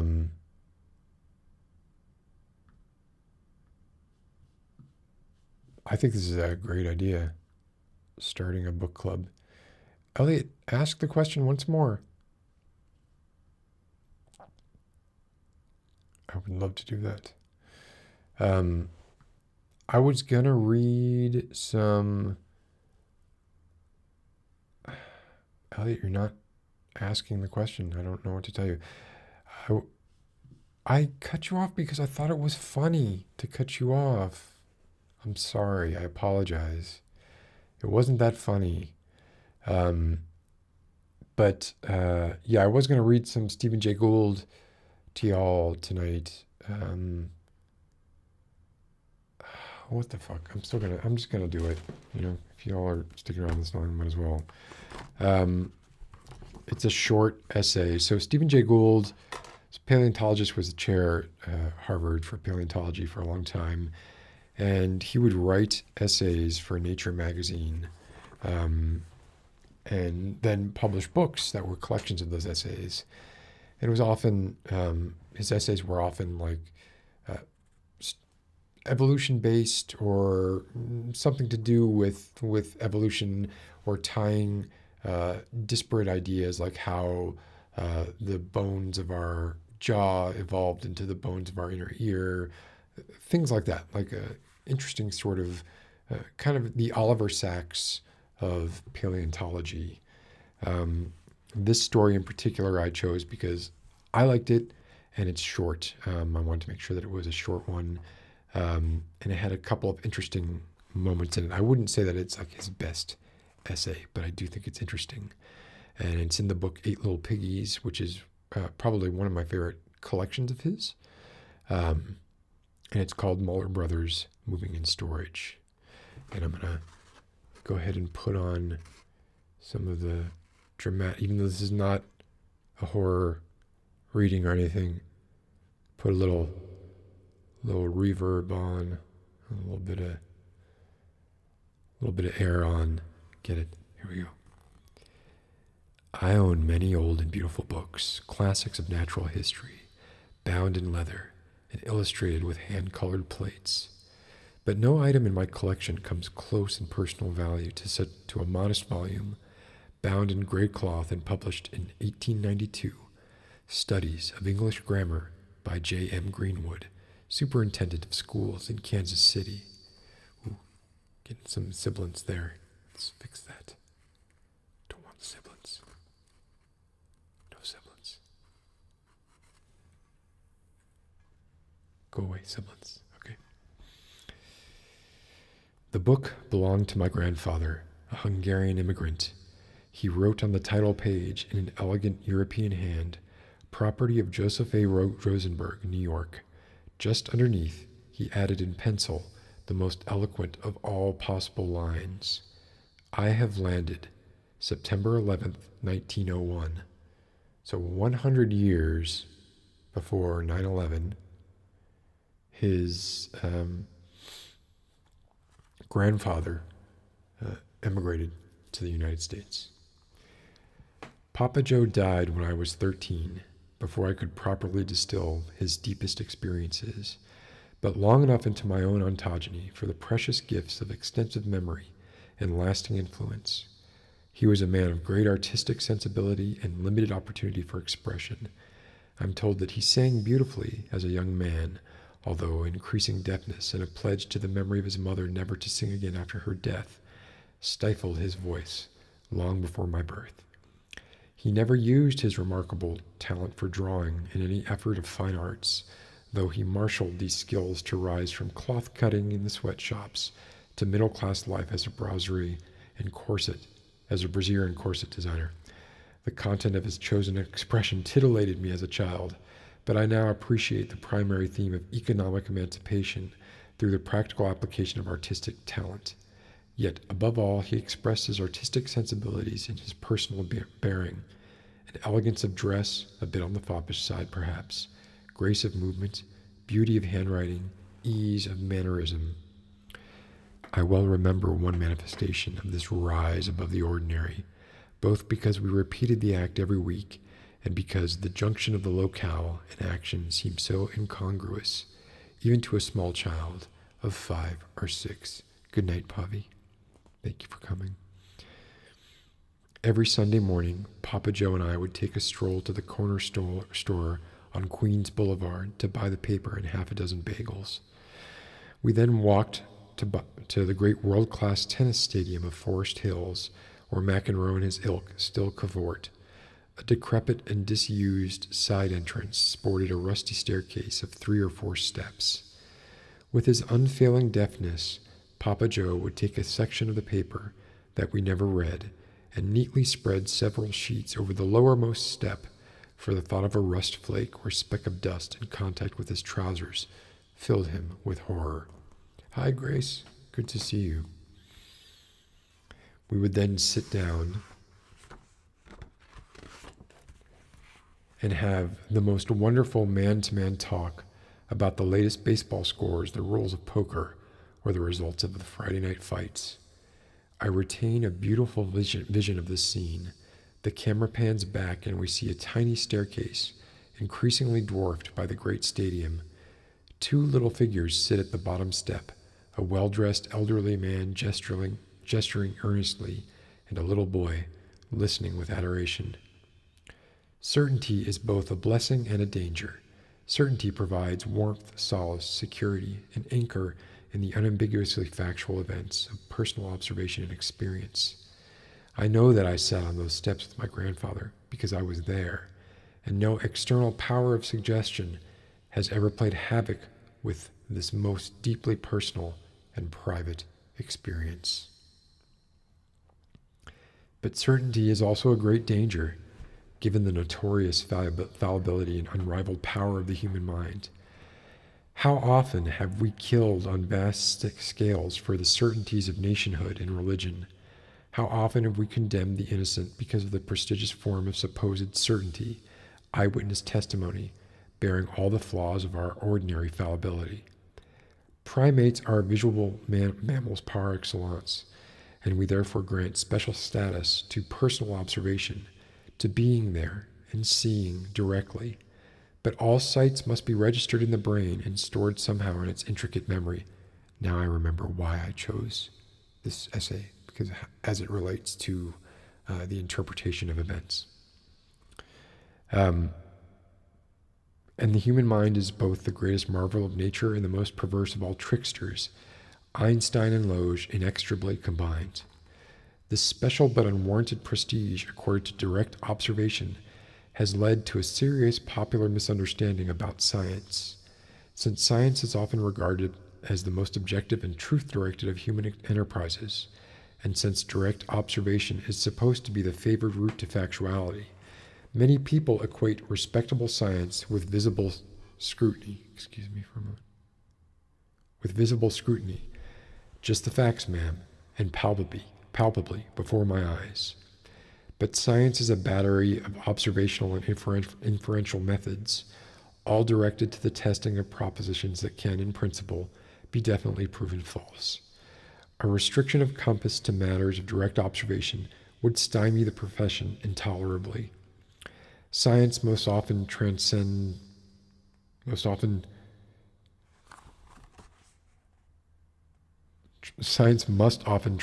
sight to win insight. At all scales, from smallest to largest, quickest to slowest, many well-documented conclusions of science lie beyond the strictly limited domain of direct observation. No one has ever seen an electron or a black hole, the events of a picosecond or a geological eon. One of the phoniest arguments raised for rhetorical effect by creation scientists tried to deny scientific status to evolution because its results take so much time to unfold and therefore cannot be seen directly. But if science required such immediate vision, we could draw no conclusions about any subject that studies the past. No geology, no cosmology, no human history, including the strength and influence of religion for that matter. We can, after all, be reasonably sure that Henry V prevailed at Agincourt, even though no photos exist, and no one has survived more than 500 years to tell the tale. And dinosaurs really did snuff it tens of millions of years before any conscious observer inhabited our planet. Evolution suffers no special infirmity as a science because its grandest events took so long to unfold during an unobservable past. Moreover, eyewitness accounts do not deserve their conventional status as ultimate arbiters, even when testimony of direct observation can be marshaled in abundance. In her sobering book, Eyewitness Testimony, Elizabeth Loftus debunks, largely in a legal context, the notion that visual observation confers some special claim for veracity. She identifies 3 levels of potential error in supposedly direct and objective vision: misperception of the event itself, and the 2 great tricksters of passage through memory before later disgorgement: retention and retrieval. Hello, Leah. It's good to see you. In Colorful Dreams, good to see you back. In one experiment, for example, Loftus showed 40 students a 3-minute videotape of a classroom lecture disrupted by 8 demonstrators, a relevant subject for a study from the early 1970s. She gave the students a questionnaire and asked half of them, was the leader of the 12 demonstrators a male, and the other half, was the leader of the 4 demonstrators a male. 1 week later, in a follow-up questionnaire, she asked all the students, how many demonstrators did you see entering the classroom? Those who had previously received the questionnaire, about 12 demonstrators, reported seeing an average of 8.9 people. Those told of 4 demonstrators claimed an average of 6.4. All had actually seen 8, but formed a later judgment as a compromise between their actual observation and the largely subliminal power of suggestion in the first questionnaire. People can even be induced to see totally illusory objects.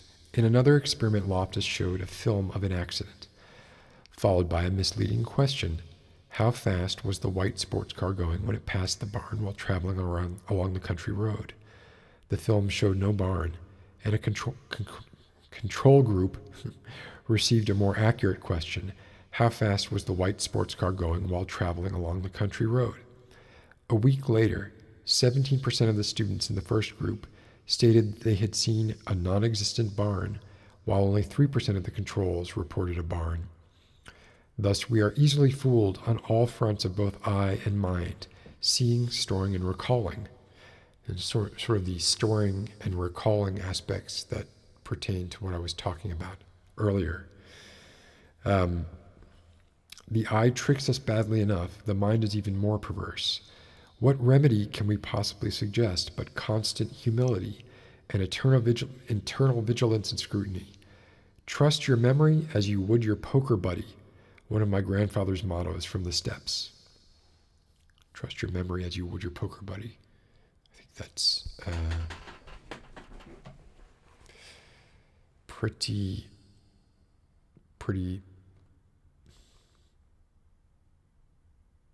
accurate. I don't know why it took me so long to recall that word. With this principle in mind, I went searching for those steps last year after more than 30 years of absence from my natal turf. I exited the subway at 67th Avenue, walked to my first apartment at 9850, and then set off on my grandfather's route for Queens Boulevard and the tennis stadium. I was walking in the right direction, but soon realized I had made a serious mistake. The tennis stadium stood at least a mile down the road, too far for those short strolls with a bag of bagels in one hand and a 5-year-old boy attached to the other. In increasing puzzlement, I walked down the street, and at the very next corner saw the steps and felt the jolt and the flood of memory that drives out our Richard du Temps perdu. Oh, that's actually a weird coincidence that Proust was brought up earlier, and it was just kind of brought up here. I didn't know that. It was unplanned. My recall of the steps was entirely accurate. 3 modest flagstone rungs bordered by a rusty iron railings. But the steps are not attached to the tennis stadium. They form the side entrance to a modest brick building now crumbling, padlocked, and abandoned, but still announcing its former use with the commercial sign painted directly on the brick in old industrial style, Muller Brothers Moving and Storage, and a telephone number below from an age before all digit dialing, Illinois 99200. Obviously, I had conflated the most prominent symbol of my old neighborhood, the tennis stadium, with an important personal place, and had constructed a juxtaposed hybrid for my mental image. Yet my memory of the tennis stadium soaring above the steps remains strong, even now in the face of conclusive correction. I might ask indulgence on the ground of inexperience in relative youth, for my failure as an eyewitness at the Muller Brothers steps. After all, I was only an impressionable lad of 5 or so, when even a modest 6-story warehouse might be perceived as big enough to conflate with something truly important. But I have no excuses for my second story. 10 years later, at a trustable age of 15, my family made a western trip by automobile.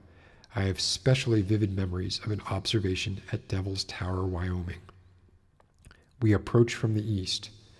My father tells us to look for the tower from tens of miles away, for he has read in a guidebook that it rises with an awesome near verticality from the dead flat Great Plains, and that pioneer families used the tower as a landmark and beacon for their westward trek. We see the tower, first as a tiny projection, almost square in outline at the horizon. It gets larger and larger as we approach, assuming its distinctive form and finally revealing its structure as a conjoined mat of hexagonal basalt columns.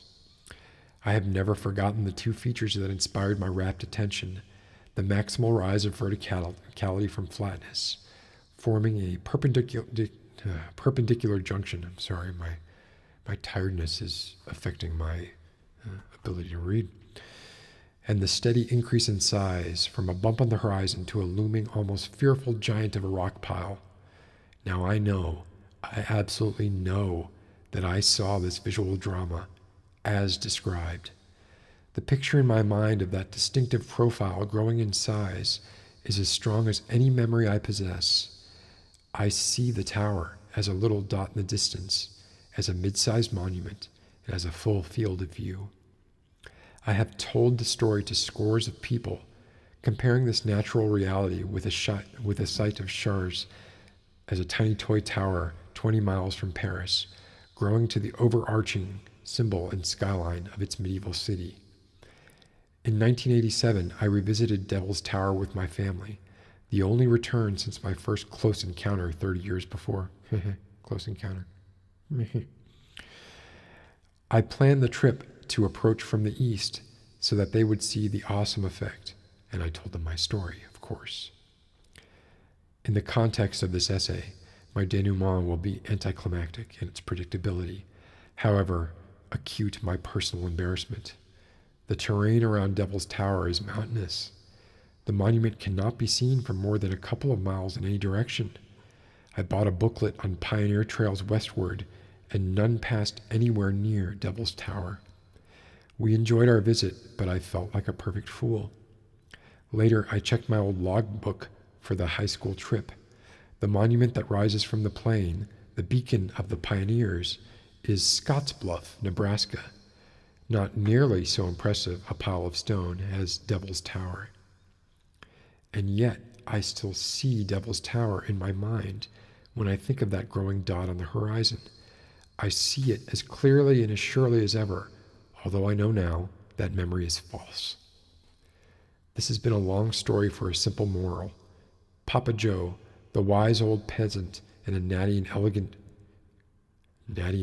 business suit, told me on those steps to be wary of all blandishments and to trust nothing that cannot be proved. We must extend his good counsel to our own interior certainties, particularly those that we never question, because we regard eyewitnessing as paramount in veracity. Of course, we must treat the human mind with respect, for nature has fashioned no more admirable instrument. But we must also struggle to stand back and scrutinize our own mental certainties. This last line poses an obvious paradox, if not an outright contradiction, and I have no resolution to offer. Yes, step back and scrutinize your own mind. But with what? And I recall a joke by Emo Phillips, wherein he says something like, I've often thought the mind was the most fascinating organ in the human body. But then I thought, well, look what's telling me that. So, yes, that was a bit of a Beavis and Butthead encounter. I just think it's interesting. That's sort of a hallmark of a lot of his essays. He'll relate them maybe to something in his youth or some tangent where he can kind of bring it back around. One of the things I love so much about Stephen Jay Gould is he constructs essays like small novels, and he can be guaranteed to have a story-like structure to them, even when they're about seemingly mundane, tiny, trivial things. Not trivial, but minutia, talking about minutia. Anyway, was I emo when I was a teen? No, I was not emo when I was a teen. Elliot. Oh, thanks. I feel like my tiredness was making me trip over a lot of words because I'm tired and it's been almost 4 hours this stream, so I'm going to log off. But I want to remind you all before I log off that next week's Christmas stream will have a $100 prize for a reader, a watcher. If you can read this live stream, I would be very impressed. So yes, I'm going to work out the details and I'll get them out prior to that stream. But be sure to attend next week if you want a chance to win $100 USD. You're going to have PayPal or Venmo, something where we can do that. And I hope you all have a good night. Thank you for sticking around. I know it was a long one. And yes, thank you, Becca. You will be, if you're there next week, you're first. And I will go to bed. It's my bedtime. It is bedtime. Will I take my pills? I don't know. You all are great, and I hope you all know that this is definitely the highlight of my week, doing this. So I really appreciate you all coming, and I hope to see you all next week. And thank you to everybody who participated, and that includes in the chat. And we'll see you all soon. Take care and be safe.